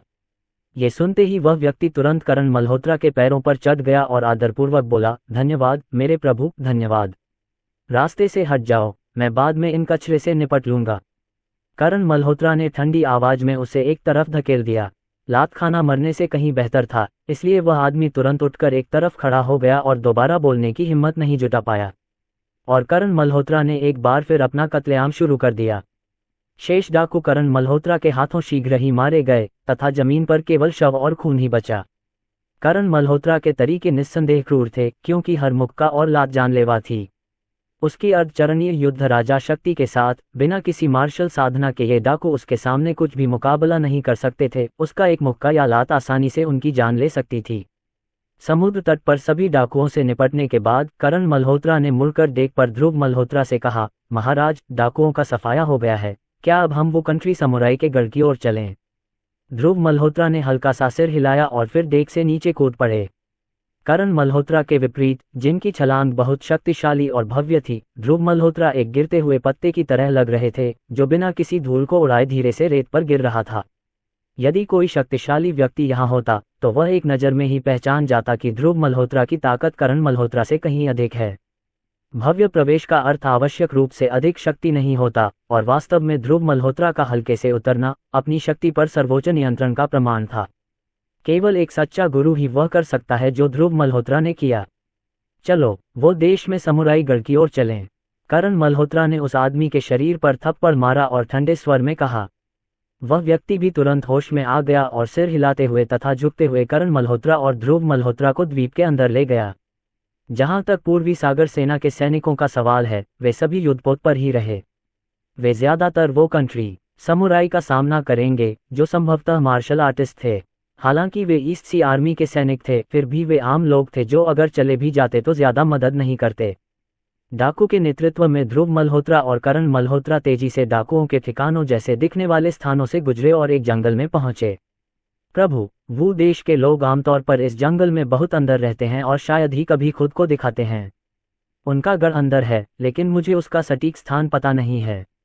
डाकू ने सावधानी से बात की। उसे डर था कि उसके शब्द करण मल्होत्रा को क्रोधित कर देंगे और उसकी खुद की मौत का कारण बनेंगे। ये सुनकर करण मल्होत्रा की भौहें तन गईं और वह ठंडे स्वर में बोला, तुम्हें नहीं पता कि उनवू कंट्री समुराई का गढ़ कहाँ है और तुम मुझे रास्ता दिखाने की हिम्मत कर रहे हो। मुझे लगता है कि आप जीने से थक गए हैं।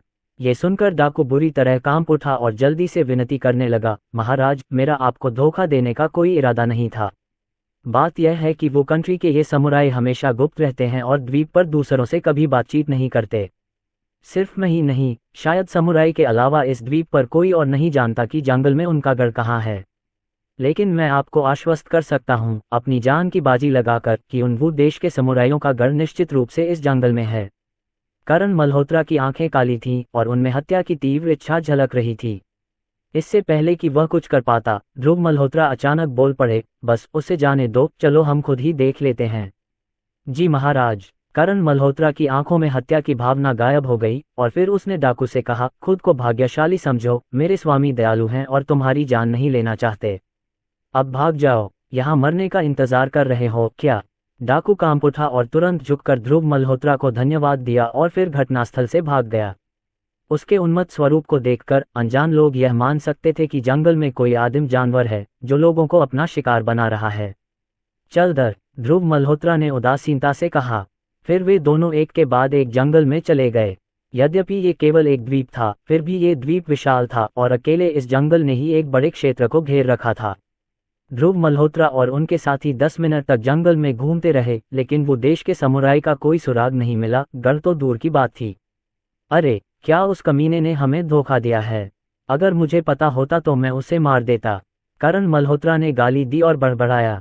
ध्रुव मल्होत्रा ने उसकी ओर देखा और हल्की हंसी के साथ कहा, मैंने तुम्हें कितनी बार कहा है कि अपनी हत्या की मंशा पर लगाम लगाओ। यद्यपि आप उत्तरी लियांग सेना के कमांडरों में से एक हैं, लेकिन बहुत अधिक रक्तपात अच्छा नहीं है। ये सुनकर करण मल्होत्रा ने सोच समझकर सिर हिलाया। इसके बाद उन्होंने बात करना बंद कर दिया और चुपचाप ध्रुव मल्होत्रा के पीछे चले गए। कुछ मिनट बाद जब वे जंगल से गुजर रहे थे तो उन्हें पेड़ों के अलावा कुछ और दिखाई दिया। यह एक किले जैसी संरचना थी जो पूरी तरह से धातु से बनी थी। संरचना के ऊपर सभी दिशाओं में इशारा करती हुई कई काली बंदूक की नालें लगी हुई थीं। काली बंदूक की नालों से यह स्पष्ट था कि जो कोई भी इमारत के पास जाने का प्रयास करेगा उसका निश्चित रूप से गोलियों की बौछार से स्वागत किया जाएगा। इनवू देश के समुराई ने वास्तव में यहाँ एक किला बनाया है। किले को देखकर करण मल्होत्रा की आंखें दबा गईं और वह अविश्वास में बोला, फ्रए वेब एतोवल सीएम। लेकिन ध्रुव मल्होत्रा के चेहरे पर उदासीनता थी और उन्होंने हल्के से कहा, इसमें क्या अजीब बात है? वो कंट्री के लोगों ने ड्रैगन कंट्री की लालसा करना कभी नहीं छोड़ा। यहाँ एक किला स्थापित करना ही अपेक्षित है। केवल गोलीबारी से हमें क्या नुकसान हो सकता है? करण मल्होत्रा ने उसकी बात पर सिर हिलाया और ध्रुव मल्होत्रा के पीछे सीधे किले की ओर चल दिया। हालांकि इससे पहले कि वे कुछ कदम आगे बढ़ते, किले पर लगी बंदूकों की नालें अचानक ध्रुव मल्होत्रा और करण मल्होत्रा पर निशाना साधने लगीं। बंदूक की काली नालें हल्की रोशनी से चमक रही थीं, मानो किसी भी क्षण उनमें से आग की लपटें निकल सकती हों। वहां कौन जाएगा? किले के अंदर से चीख गूंजी। करण मल्होत्रा की भौहें ऊपर उठ गईं और उन्होंने ठंडे स्वर में कहा, जो तुम्हारी जान लेने आ रहे हैं। पूर्वी सागर में आपके वो देश के स्काई वुल्फ द्वीप को पूरी तरह से नष्ट कर दिया गया है और आज हम ड्रैगन देश के आक्रमणकारियों के साथ इसका हिसाब चुकता करने के लिए यहाँ आए हैं। जैसे ही ये शब्द निकले, किले से कोई आवाज नहीं आई, वहां पूर्ण शांति छा गई। हालांकि ध्रुव मल्होत्रा ने बिना किसी हिचकिचाहट के नीचे झुककर जमीन से कुछ कंकड़ उठा लिए। तभी ध्रुव मल्होत्रा के हाथ से अंगूठे से भी छोटे कंकड़ निकले और सीधे किले की ओर बढ़ गए। टकराना। ध्रुव मल्होत्रा के हाथों में ये कंकड़ भयानक विनाशकारी शक्ति लिए हुए थे, जो तुरंत धातु के किले को भेदते हुए अंदर घुस गए। इसके तुरंत बाद चीख की आवाज आई। ध्रुव मल्होत्रा की हरकतें लगातार जारी थीं, उनकी उंगलियों से कंकड़ पत्थर लगातार निकल रहे थे। गोलियों की बौछार की तरह वे लगातार किले पर हमला करते रहे और उसमें छेद करते रहे। किले के अंदर से लगातार चीख पुकार की आवाजें उठ रही थीं। अध्याय 209। Gang Q. इस बीच किले के भीतर वो देश का एक समुराई घबराया हुआ किले के अंदरूनी हिस्से की ओर भाग रहा था। उसकी घबराहट भरी आवाज पूरे किले में गूंज रही थी। किला 3 स्तरों में विभाजित था, 2 जमीन के ऊपर और 1 नीचे। जब वो देश का समुराई तहखाने के स्तर पर पहुंचा तो उसे पूरी तरह से धातु से बने एक दरवाजे ने रोक दिया। रुको। धातु के दरवाजे के बाहर वो देश के 2 समुराई खड़े थे, जिनमें से एक ने आते हुए आदमी को देखकर तुरंत बोलना शुरू कर दिया। संदेशवाहक समुराई ने हौंफते हुए कहा, मुझे राष्ट्रपति से मिलना है, दुश्मन बाहर आ गए हैं। क्या? धातु के दरवाजे की रखवाली कर रहे समुराई ने अविश्वसनीय रूप से अपनी अभिव्यक्ति बदल दी। वो देश के समुराइयों को इस द्वीप पर अपना गढ़ स्थापित किए हुए इतना समय हो गया था कि किसी ने भी उन्हें यहाँ परेशान करने की हिम्मत नहीं की थी। यही कारण था कि अपने दरवाजे पर दुश्मनों के आने की खबर सुनकर समुराई बहुत हैरान हो गए थे। बिना किसी हिचकिचाहट के धातु के दरवाजे की रखवाली कर रहे 2 समुराई तुरंत मुड़े और दरवाजे के पास पहुंचे। फिर उनमें से प्रत्येक ने अपनी छाती से एक चाबी निकाली और धातु के दरवाजे के 2 छेदों में डाल दी। क्लिक। दोनों चाबियां एक साथ घुमाने पर तुरंत धातु के खरोंचने की आवाज आई। दोनों व्यक्तियों ने तेजी से धातु का दरवाजा खोला, जिससे अंदर का दृश्य सामने आ गया। यह एक गुप्त कक्ष जैसा कमरा था, जिसमें धातु का दरवाजा ही प्रवेश और निकास का एकमात्र रास्ता था तथा बाहर जाने के लिए कोई अन्य रास्ता नहीं था। कक्ष के अंदर, जहां सब कुछ नहीं था, सफेद बाल और दाढ़ी वाले एक बुजुर्ग ध्यान मुद्रा में बैठे थे। इस बुजुर्ग से एक अजीब सी आभा निकल रही थी। बुजुर्ग से निकलने वाली आभा इतनी शक्तिशाली लगती थी कि वह सब कुछ दबा देती थी, जिससे रीढ़ में सिहरन पैदा हो जाती थी। यह क्या है? दरवाजा खुलने की आवाज से जागे हुए बुजुर्ग की वृद्ध आवाज में गुस्से की झलक थी। वो देश के एक समुराई ने तुरंत कहा, राष्ट्रपति जी, यह आदमी खबर देता है कि दुश्मन किले के बाहर आ गए हैं। दुश्मन? बुजुर्ग ने धीरे से अपनी आंखें खोलीं, उनकी बूढ़ी निगाहों में भ्रम की छाया थी। इससे पहले कि तीनों समुराई होश में आ पाते, बुजुर्ग बिना किसी की नजर पड़े उनके पास आ पहुंचा। मुझे दिखाने ले चलो, बुजुर्ग की उदासीन आवाज गूंजी। वो देश से आए दूत ने विलंब न किया और तुरंत ही रास्ता दिखा दिया। जब समूह किले की दूसरी मंजिल पर पहुंचा तो पूरी मंजिल छलनी की तरह छलनी हो गई थी तथा पूरे किले में मुट्ठी भर आकार के छिद्र हो गए थे। किले की जमीन पत्थरों से ढकी हुई थी, जिनमें से प्रत्येक अंगूठे से भी बड़ा नहीं था। इनके अलावा फर्श पर वो देश के समुराई पड़े थे, प्रत्येक के शरीर पर खून के छींटे थे और वे पहले से ही बेदम थे। जमीन पर बिखरे पत्थरों को देखकर किले में बने छेदों और समुराई के शवों को इन पत्थरों से जोड़ना मुश्किल नहीं था। फिर भी यह कल्पना करना कठिन था कि एक किला जो पूरी तरह से धातु से बना था, इन अंगूठे के आकार के पत्थरों से छलनी में बदल दिया जा सकता है, और पत्थरों ने अंदर मौजूद समुराई पर सटीक और घातक प्रहार किया होगा, जिससे उनकी एक ही वार में जान चली गई होगी। प्रत्येक मृत समुराई के शरीर पर केवल एक घाव था, जो ये दर्शाता है कि उन पर दूसरी बार हमला नहीं किया गया था। बुजुर्ग की पुतलियां थोड़ी सिकुड़ गईं, उनकी आंखों में आश्चर्य की झलक दिखाई दी। फिर बुजुर्ग किले की दीवार की ओर बढ़े और अचानक अपना दाहिना हाथ उठाया और हमला कर दिया। बूम! बुजुर्ग की हथेली के नीचे धातु की दीवार प्रहार को झेलने में असमर्थ होकर तुरंत ही एक बड़ा टुकड़ा उड़कर बाहर आ गई। अब धातु की दीवारें उनकी दृष्टि को अवरुद्ध नहीं कर रही थीं, इसलिए किले के भीतर के लोग अब जंगल में खड़े ध्रुव मल्होत्रा और करण मल्होत्रा को देख सकते थे। करण मल्होत्रा कई कंकड़ पकड़े हुए थे और लगातार उन्हें ध्रुव मल्होत्रा को दे रहे थे। दूसरी ओर ध्रुव मल्होत्रा एक अथक कंकड़ प्रक्षेपण मशीन की तरह थे, जो लगातार करण मल्होत्रा द्वारा दिए गए कंकड़ों को किले पर फेंक रहे थे। महाराज, वह बूढ़ा आदमी तो बहुत ही भयानक लगता है न? करण मल्होत्रा की हरकतें थोड़ी रुक गईं और उन्होंने गंभीरता से कहा। ध्रुव मल्होत्रा ने थोड़ा सिर हिलाया और मुस्कुराते हुए कहा, वह वास्तव में कोई साधारण आदमी नहीं है। वह बैटल किंग क्षेत्र के शिखर पर है, मिंगी से भी अधिक शक्तिशाली है और पहले ही सम्राट के क्षेत्र की दहलीज को छू चुका है। ये सुनकर करण मल्होत्रा तुरंत आश्चर्य से चौंक गए। युद्ध राजा क्षेत्र के शिखर पर एक और मजबूत व्यक्ति, मिंगी से भी अधिक शक्तिशाली और पहले से ही सम्राट के क्षेत्र की दहलीज तक पहुंच चुका है। इतनी ताकत के साथ ये संभवतः सबसे मजबूत था जो उन्होंने तब से सामना किया था जब करण मल्होत्रा ने ध्रुव मल्होत्रा का पीछा किया और जिनलिंग को छोड़ दिया। आखिरकार वह सम्राट के अधिकार क्षेत्र में नहीं है। आप इतनी तीखी प्रतिक्रिया क्यों कर रहे हैं? मुझे कंकड़ दे दो, रुकना मत। ध्रुव मल्होत्रा ने उसकी ओर देखा और उदासीनता से कहा।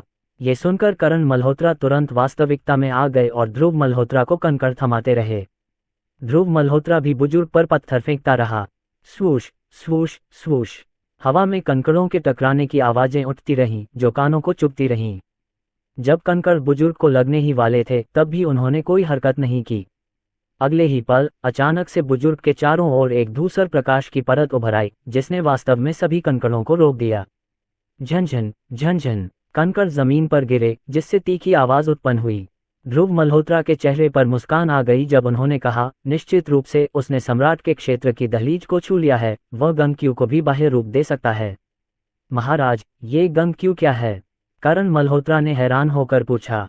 ध्रुव मल्होत्रा ने अभी भी पत्थर फेंकते हुए समझाया, गंगक्यू सम्राट के क्षेत्र की शक्ति है। सम्राट के क्षेत्र के नीचे एक मार्शल कलाकार के अंदर प्रबल क्यूई होती है, लेकिन एक बार जब वह सम्राट के क्षेत्र में पहुंच जाता है तो प्रबल क्यूई गंग क्यूई में परिवर्तित हो जाती है। जोरदार क्यूई की तुलना में गैंग क्यूई की विनाशकारी शक्ति और रक्षा कहीं अधिक भयानक है। उदाहरण के लिए, हमारे सामने ये किला, अगर बैटल किंग क्षेत्र में कोई इसे नष्ट करना चाहता है तो इसके लिए काफी प्रयास की आवश्यकता होगी, लेकिन अगर मेरी गैंग क्यूई मेरे शरीर से निकल गई तो ये किला एक पल में नष्ट हो सकता है। ध्रुव मल्होत्रा की बातें सुनकर करण मल्होत्रा की आंखें अचानक चौंक गईं। पूरी तरह से धातु से निर्मित इस किले को ध्रुव मल्होत्रा अपनी पूरी ताकत से तुरंत नष्ट कर सकते थे। वह किस प्रकार की भयावह शक्ति थी? करण मल्होत्रा ने न तो सोचने की हिम्मत की और न ही वह इसकी कल्पना कर सके। लोग हमेशा कहते हैं कि युद्ध राजा के नीचे सब चींटियां होती हैं। फिर भी कितने लोग जानते हैं कि सम्राट के राज्य के सामने युद्ध राजा भी एक चींटी है? आपको बहुत ज्यादा सोचने की जरूरत नहीं है। सम्राट का क्षेत्र अभी भी आपके लिए बहुत दूर है। पहले ये सोचिए कि युद्ध राजा के क्षेत्र में कैसे कदम रखा जाए। ध्रुव मल्होत्रा ने मुस्कुराते हुए अपना सिर हिलाया और धीरे से कहा। करण मल्होत्रा को होश आया। उसने अपने दिमाग से सारे गंदे विचार साफ कर दिए और फिर गंभीरता से बोला, निश्चिंत रहिए मेरे मालिक, मैं आपको रोकूंगा नहीं। मुझे आप पर विश्वास है। ध्रुव मल्होत्रा ने उदासीनता से कहा। इस समय तक उनके हाथों में मौजूद सभी कंकड़ ध्रुव मल्होत्रा द्वारा फेंके जा चुके थे और जैसे ही करण मल्होत्रा कुछ कंकड़ उठाने के लिए नीचे झुकने वाले थे, ध्रुव मल्होत्रा ने उन्हें रोकने के लिए सीधे बोल दिया। अध्याय 210, ताओ के साथ दायरे में प्रवेश। ध्रुव मल्होत्रा ने हल्की हंसी के साथ कहा, ऐसी तुच्छ चालों से उसे डराया नहीं जा सकता। हमें इसके बजाय असली लड़ाई लड़नी होगी। ये सुनकर करण मल्होत्रा अपनी पीठ सीधी करके चुपचाप ध्रुव मल्होत्रा के पास खड़ा हो गया। वो देश के बुजुर्ग के सामने गंगक्यू तेजी से गायब हो गया और फिर एक जोड़ी बूढ़ी आंखें अचानक एक आश्चर्यजनक चमक के साथ उभरी जो ध्रुव मल्होत्रा को गौर से देख रही थीं। इस जगह को खोजने में सक्षम होने के कारण मुझे डर है कि स्काई वुल्फ द्वीप पर वो कंट्री के लेआउट से आपके द्वारा समझौता किया गया है ना? बुजुर्ग ने गहरी आवाज में कहा। ध्रुव मल्होत्रा ने मुस्कुराते हुए थोड़ा सिर हिलाया। चूंकि आपने हमारे ड्रैगन राष्ट्र के क्षेत्रों में कदम रखने की हिम्मत की है, इसलिए आप स्वाभाविक रूप से कोई दया नहीं दिखा रहे हैं। आपकी ताकत ही शाही दाव क्षेत्र के करीब है। ऐसी ताकत के साथ आप निश्चित रूप से प्रसिद्धि से वंचित नहीं हो सकते। और अधिक जानकारी के लिए यहाँ क्लिक करें। मैं इस बात को लेकर बहुत उत्सुक हूँ कि आखिर वो देश क्या योजना बना रहा है जिससे आप जैसे शक्तिशाली व्यक्ति को इन अंतर्राष्ट्रीय जल क्षेत्रों पर स्थायी रूप से तैनात किया जा सके। ये सुनकर बुजुर्ग का चेहरा उदास हो गया और वह ठंडे स्वर में बोले, जब किसी से उसकी पहचान पूछी जाती है तो क्या तुम्हें पहले अपना परिचय नहीं देना चाहिए? ध्रुव मल्होत्रा ने कहा, वास्तव में मैं उत्तरी लियाओ राजा ध्रुव मल्होत्रा हूँ। ध्रुव मल्होत्रा की बातें सुनकर बुजुर्ग की पुतलियां थोड़ी सिकुड़ गईं, उनकी आंखों में आश्चर्य की झलक थी। फिर उसने गहरी आवाज में पूछा, यदि आप उत्तरी लियाओ के राजा हैं तो आप उत्तरी लियाओ में क्यों नहीं हैं? आप पूर्वी सागर में क्यों आए हैं? ड्रैगन राष्ट्र के विस्तार के साथ मैं कहाँ नहीं जा सकता? ध्रुव मल्होत्रा ने भौहें चढ़ाईं, फिर आगे कहा, क्या ऐसा हो सकता है कि मुझे वो देश को अपनी गतिविधियों की सूचना देनी पड़े? ऐसा लगता है कि रास्ते में मिले कई लोगों ने ध्रुव मल्होत्रा से यही बात कही। ध्रुव मल्होत्रा को इस बात की जिज्ञासा थी, क्या ये लोग सचमुच सोचते थे कि उत्तरी लियाओ के राजा होने के नाते उन्हें उत्तरी लियाओ में ही रहना होगा? ये बूढ़ा आदमी शौहे दो रयुजो है, बुजुर्ग ने अपना परिचय देते हुए कहा, बिना ये बताए कि ध्रुव मल्होत्रा उत्तरी लियाओ में क्यों नहीं रह रहा है। अचानक करण मल्होत्रा के चेहरे के भाव बदल गए और उन्होंने गंभीर स्वर में कहा, रयुजो ऑफ शौहे दो। यह आदमी सुइजे त्यानिक्सियोंग का शिष्य है। ध्रुव मल्होत्रा ने मुस्कुराते हुए थोड़ा सिर हिलाया, वो देश के नंबर 1 मार्शल आर्टिस्ट सुइजे त्यानिक्सियोंग। मुझे उम्मीद नहीं थी कि यह बूढ़ा आदमी इतना प्रतिष्ठित होगा, यहाँ तक कि उसका शिष्य भी लगभग शाही दाव क्षेत्र तक पहुँच गया है। इसे देखते हुए सुइजे त्यानिक्सियोंग ने पहले ही शाही दाव क्षेत्र में कदम रख दिया होगा। मैंने दुनिया के नायकों को कम करके आंका, वो देश जैसे छोटे द्वीप राष्ट्र से एक योद्धा पैदा करने की उम्मीद नहीं की जो शाही दाव क्षेत्र में पहुँच गया है। चूंकि रयुजो ये शिष्य पहले ही शाही दाव क्षेत्र की दहलीज पर पहुँच चुका है, इसलिए स्वाभाविक रूप से उसके गुरु सुइजे त्यानिक्सियोंग के पास शाही दाव क्षेत्र में कदम न रखने का कोई कारण नहीं है। मैंने सोचा था कि मैं इस दुनिया में एकमात्र व्यक्ति हूं जो शाही दाव क्षेत्र में प्रवेश कर चुका हूं, फिर भी मुझे अप्रत्याशित रूप से इतनी जल्दी दूसरे का सामना करना पड़ा। हालांकि वे अभी तक व्यक्तिगत रूप से नहीं मिले थे, लेकिन ध्रुव मल्होत्रा वो देश के नंबर 1 मार्शल कलाकार सुइजे त्यानिक्सियोंग के प्रति अत्यधिक आकर्षित थे। जबकि इंपीरियल दाव क्षेत्र को सर्वोच्च क्षेत्र के रूप में जाना जाता है, किसी भी क्षेत्र की तरह स्वाभाविक रूप से इसकी ताकत और कमजोरी के अपने स्तर होते हैं। शाही दाव क्षेत्र में कदम रखने के बाद से ध्रुव मल्होत्रा ने अभी तक अपनी पूरी शक्ति का उपयोग नहीं किया था, और यहाँ तक कि उसे भी अब अपनी ताकत की सीमा के बारे में स्पष्ट जानकारी नहीं थी। यदि संभव हो तो ध्रुव मल्होत्रा वो देश के इस शीर्ष मार्शल कलाकार से मुकाबला करना चाहते हैं ताकि उनकी वर्तमान ताकत का पता चल सके। ध्रुव मल्होत्रा ने हल्की हंसी के साथ कहा, सुइजे त्यानिक्सियोंग वह बूढ़ा आदमी वास्तव में काफी उदार है कि उसने अपने एकमात्र शिष्य को वो देश छोड़ने की अनुमति दी ताकि वह खुले समुद्र में पैर जमा सके। ये सुनकर रयुजो का चेहरा उदास हो गया और उसने ठंडे स्वर में कहा, मेरे स्वामी का अपमान करने के लिए तुम्हें मौत की सजा मिलनी चाहिए। जैसे ही ये शब्द निकले, रयुजो एक प्रकाश की किरण में तब्दील हो गया और सीधे ध्रुव मल्होत्रा की ओर बढ़ा। गति आश्चर्यजनक थी। करण मल्होत्रा ने अभी तक कोई प्रतिक्रिया नहीं दी थी कि ध्रुव मल्होत्रा के एक जोरदार प्रहार से वह गिर पड़ा। ध्रुव मल्होत्रा और लांग वैली कियांजी जैसे मजबूत प्रतिद्वंद्वी के बीच लड़ाई से उत्पन्न झटके ही करण मल्होत्रा को गंभीर रूप से यहाँ तक कि घातक रूप से घायल करने के लिए पर्याप्त थे। करण मल्होत्रा की सुरक्षा को ध्यान में रखते हुए ध्रुव मल्होत्रा ने स्वाभाविक रूप से उसे उड़ाने में संकोच नहीं किया। बूम! जैसे ही करण मल्होत्रा ने अपना रूप स्थिर किया, उसने अपने कान के पास एक जबरदस्त धमाका सुना। वह जल्दी से पलटा और देखा कि ध्रुव मल्होत्रा और लांग वैली कियांजी ने पहले ही एक चाल बदल ली थी। जैसे ही उनकी मुट्ठियां टकराईं, लॉन्ग वैली कियांजी खुद को संभाल पाने से पहले 1 दर्जन से अधिक कदम पीछे हट गया। इसके विपरीत ध्रुव मल्होत्रा अपनी मूल जगह पर दृढ़ता से खड़े रहे, न केवल अविचलित बल्कि उनके कपड़ों पर एक भी सिलवट नहीं थी। ध्रुव मल्होत्रा ने हल्की हंसी के साथ कहा, बुरी ताकत नहीं है, मिजुमोतो ताकाकी के पास वास्तव में एक अच्छा शिष्य है। हालांकि उन्होंने केवल एक ही चाल का आदान प्रदान किया था, लेकिन ये प्रहार लांग वैली कियांजी की उल्लेखनीय क्षमता को दिखाने के लिए पर्याप्त था। ये सुनते ही लॉन्ग वैली कियांजी का बूढ़ा चेहरा तुरंत लाल हो गया और फिर उसने मुंह में ताज़ा खून उगल दिया। अविश्वास से उन्होंने ध्रुव मल्होत्रा की ओर देखा और गंभीरता से कहा, इतनी कम उम्र में तुम पहले ही उस महान क्षेत्र में कदम रख चुके हो। ड्रैगन कंट्री हमेशा से ही एक सैन्य शक्ति रही है, जैसा कि इसकी प्रतिष्ठा दावा करती है। वो देश के अन्य समुरायों के विपरीत, जो ड्रैगन देश की विश्व में दीर्घकालिक सैन्य स्थिति को नकारना पसंद करते थे, लांग वैली कियांजी ने काफी खुले तौर पर इसे स्वीकार किया। वह बहुत शक्तिशाली था, इसलिए मौखिक विवाद पहले से ही निरर्थक थे।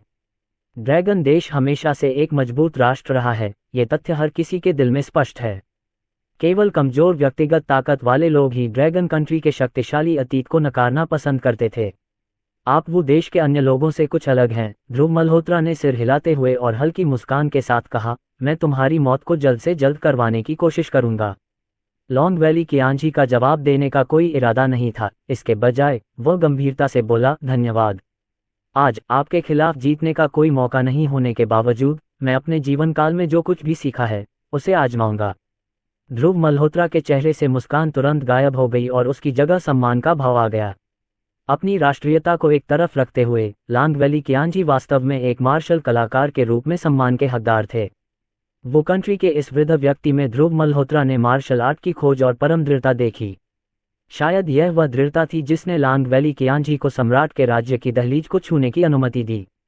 ध्रुव मल्होत्रा ने अचानक बीच में कहा, सम्राट के राज्य तक पहुंचने के लिए स्वर्ग और पृथ्वी की शक्तियों को अपने में समाहित करते हुए मार्ग से प्रवेश करना होगा। करण मल्होत्रा के चेहरे पर असमंजस की स्थिति थी। वह ध्रुव मल्होत्रा के शब्दों का अर्थ समझने में पूरी तरह असमर्थ थे। हालांकि कुछ ही दूरी पर लॉन्ग वैली कियांजी की अभिव्यक्ति अचानक बदल गई। उसकी आंखों में परमानंदपूर्ण खुशी झलक रही थी। यदि आप तैयार हैं तो क्या मैं सम्राट के राज्य में कदम रखने के बाद आपके साथ युद्ध कर सकता हूं?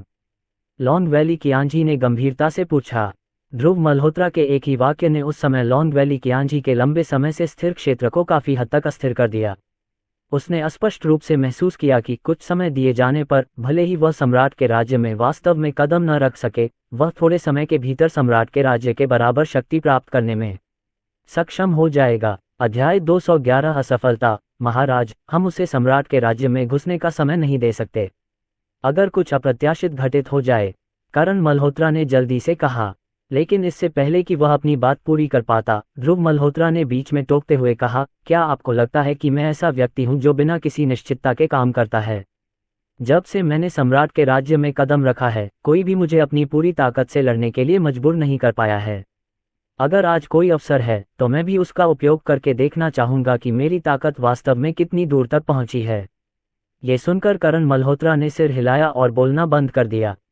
फिर उसने गंभीर चेहरे से लोन गुचिकी को देखा। आप यहीं से सम्राट के राज्य में प्रवेश कर सकते हैं। मैं आपको यह मौका देने को तैयार हूं। यदि तुम वो देश से नहीं होते तो मैं तुम्हें नहीं मारता। जो व्यक्ति पूरी तरह से मार्शल पथ में डूबा हुआ है वह सम्मान का हकदार है। ध्रुव मल्होत्रा ने लोन गुचिकी की ओर देखते हुए कहा। लोन गुचिकी की वृद्ध आंखों में कृतज्ञता का भाव झलक रहा था और वह उत्साहित भाव से बोला, धन्यवाद। यदि अंत में तुम हार भी जाओ तो भी मैं तुम्हें नहीं मारूंगा और इस उपकार के बदले में मैं तुरंत अंतर्राष्ट्रीय जलक्षेत्र छोड़ दूंगा। ध्रुव मल्होत्रा ने हल्का सा सिर हिलाया। उनके चेहरे पर किसी भी प्रकार की चिंता नहीं थी। इससे कोई फर्क नहीं पड़ता था कि लोनगुचिकी सम्राट के क्षेत्र में प्रभावी रूप से प्रवेश कर पाता था या नहीं। भले ही वह सचमुच ऐसा कर पाता, ध्रुव मल्होत्रा को जरा भी डर नहीं था। एक मार्शल कलाकार के रूप में जिसने अभी अभी सम्राट के क्षेत्र में कदम रखा था, ध्रुव मल्होत्रा को स्वाभाविक रूप से इस बात की चिंता करने की आवश्यकता नहीं थी कि वह उसका मुकाबला नहीं कर सकता। ध्रुव मल्होत्रा की चौकस निगाह के नीचे लोनगुचिकी वहीं पर पैर मोड़कर बैठ गई और साधना की अवस्था में प्रवेश कर गई। इस क्षण ऐसा लग रहा था मानो वह आकाश और पृथ्वी में विलीन हो गया हो। अचानक ध्रुव मल्होत्रा के पास से हल्की हवा बहने लगी। हवा का झोंका महसूस करते हुए ध्रुव मल्होत्रा फुसफुसाए, हवा तेज हो रही है। करण मल्होत्रा को बात समझ में नहीं आई, लेकिन उन्होंने आगे कोई सवाल नहीं पूछा। जब हवा लोनगुचिकी के पास से गुजरी तो वह अचानक रुक गई और फिर उसके चारों ओर चक्कर लगाने लगी। उसी समय लोनगुचिकी के चारों ओर हवा के भंवर बनने लगे, जो जमीन से गिरे हुए पत्तों को ऊपर उठाने लगे। जैसे जैसे समय बीतता गया, लोनगुचिकी के चारों ओर भंवर मुट्ठी के आकार से बढ़कर 20 से 30 सेंटीमीटर व्यास का हो गया। भंवरों के बढ़ने के साथ ही उनकी खिंचाव शक्ति तेजी से बढ़ी और जमीन से टूटे हुए पत्थरों और धूल को अपने साथ बहा ले गई। पूरा जंगल भयंकर हवा से भर गया, मानो तूफान आने वाला हो। किले में तैनात वो देश के तीनों समुराई उत्साहित भाव से देख रहे थे। उनकी निगाहें कभी भी लोनगुचिकी से नहीं हट रही थीं। क्या चेयरमैन महान सर्वोच्च क्षेत्र में कदम रखने वाले हैं?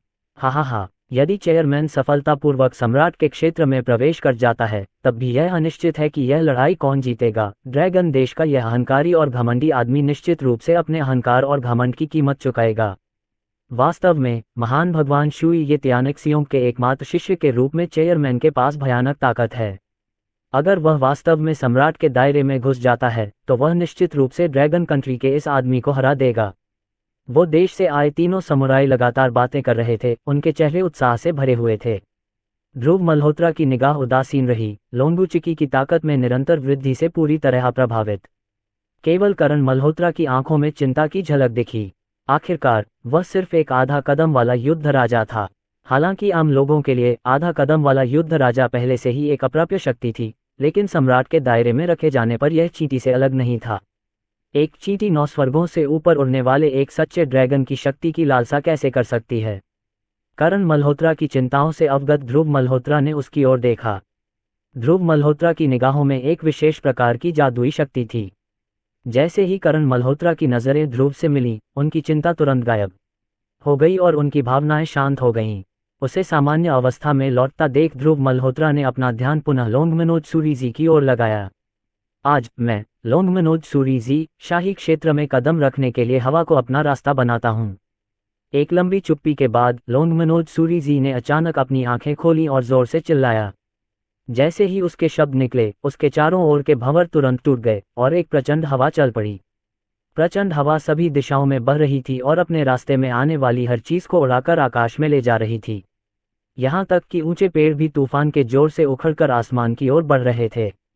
हर किसी की आंखों के सामने भयावह दृश्य सामने आ गया। बहुत बढ़िया। चेयरमैन के शाही क्षेत्र में कदम रखने के साथ हमारा वो देश वास्तव में मार्शल आर्ट की दुनिया में सबसे मजबूत राष्ट्र है। हा हा हा। ड्रैगन कंट्री के ये घमंडी लोग अपने घमंड की कीमत जरूर चुकाएंगे। चेयरमैन अजेय है। एक ही कदम में वह शाही क्षेत्र में पहुंच जाएगा। 3 वो देश के समुराई ने लोंगमनोज सूरीजी को देखा, जो पृथ्वी पर उतरने वाले देवता की तरह लग रहे थे और उत्साह से दहाड़ने लगे। करण मल्होत्रा गंभीर देख रहे थे, उनकी आंखों में थोड़ा डर भी झलक रहा था। यहाँ तक कि युद्ध राजा क्षेत्र के कगार पर एक मार्शल कलाकार के रूप में भी वह इस प्रलय जैसी शक्ति के सामने स्वयं को तुच्छ, अत्यंत तुच्छ महसूस करता था। केवल ध्रुव मल्होत्रा की आंखों में अफसोस की झलक थी जब उन्होंने धीरे से कहा, कितनी अफसोस की बात है, आखिरकार अभी तो बस एक कदम ही बाकी रह गया। पफट। जैसे ही लोंगमनोज सूरीजी की गति अपने चरम पर पहुंची, उसने अचानक मुंह से खून थूक दिया। खून अभी जमीन पर भी नहीं गिरा था कि प्रचंड हवा उसे आसमान में ले गई। खून थूकने के बाद लोंगमनोज सूरीजी की ऊर्जा आगे बढ़ने के बजाय पीछे हटने लगी और गिरने लगी। कुछ ही क्षण में वह अपनी मूल स्थिति में लौट आया। उस क्षण प्रचंड हवाएं शांत हो गईं और जमीन पर अराजकता के अलावा किसी तूफान का कोई निशान नहीं था। हाय। लोंगमनोज सूरीजी ने अपने मुंह के कोने से खून पोंछा और एक असहाय आह भरी। उसे इस तरह देखकर ध्रुव मल्होत्रा अचानक बोल पड़े, आप बहुत बूढ़े हो गए हैं, आखिरकार आप में अभी भी जीवन शक्ति की कमी है। इसमें ज्यादा समय नहीं लगेगा, सिर्फ 5 साल की उम्र और आप निश्चित रूप से आज शाही क्षेत्र में कदम रख सकेंगे। ये सुनकर लोंगमनोज सूरीजी ने उदास भाव से सिर हिलाया। शाही क्षेत्र में प्रवेश करने में असफल होने से उस बूढ़े व्यक्ति के हृदय में मार्शल आर्ट के प्रति आजीवन विश्वास उस क्षण चकनाचूर हो गया। निराशा के अलावा लोंगमनोज सूरीजी के आगमन पर जो मूल गति थी उसका कोई संकेत नहीं था। ध्रुव मल्होत्रा ने एक आह भरते हुए अपना सिर हिलाया, साथ ही उसके दिल में थोड़ी दया भी आई। दुनिया में अनगिनत मार्शल कलाकार हैं, लेकिन कितने में वास्तव में साम्राज्यवादी साम्राज्य को चुनौती देने की क्षमता है। एक क्षण बाद लोंगमनोज सूरीजी ने एक गहरी सांस ली, ध्रुव मल्होत्रा को देखा और गहरी आवाज में कहा, मुझे पता है कि आप चाहते थे कि मैं आपकी ताकत का परीक्षण करने के लिए शाही क्षेत्र में प्रवेश करूं। उन्होंने आगे कहा, मैं माफी चाहता हूं कि मैं सफल न हो पाने के कारण आपको निराश कर सका। हालांकि मैं एक पल के लिए शाही क्षेत्र में कदम रखने में कामयाब रहा। अगर मैं अपनी सारी जीवन शक्ति जला दूं तो मैं शाही क्षेत्र की ताकत का इस्तेमाल कर सकता हूं। के माध्यम से अपडेट रहें। इसके साथ ही लोंगमनोज सूरीजी की अनुभवी आंखों में दृढ़ संकल्प की झलक चमक उठी। स्टोरी पसंद आई तो लाइक और शेयर करना न भूलें। हमारे टेलीग्राम चैनल को ज्वाइन करने से आपको नई स्टोरीज और अपडेट्स मिलते रहेंगे। ज्वाइन करने के लिए लिंक पर क्लिक करें।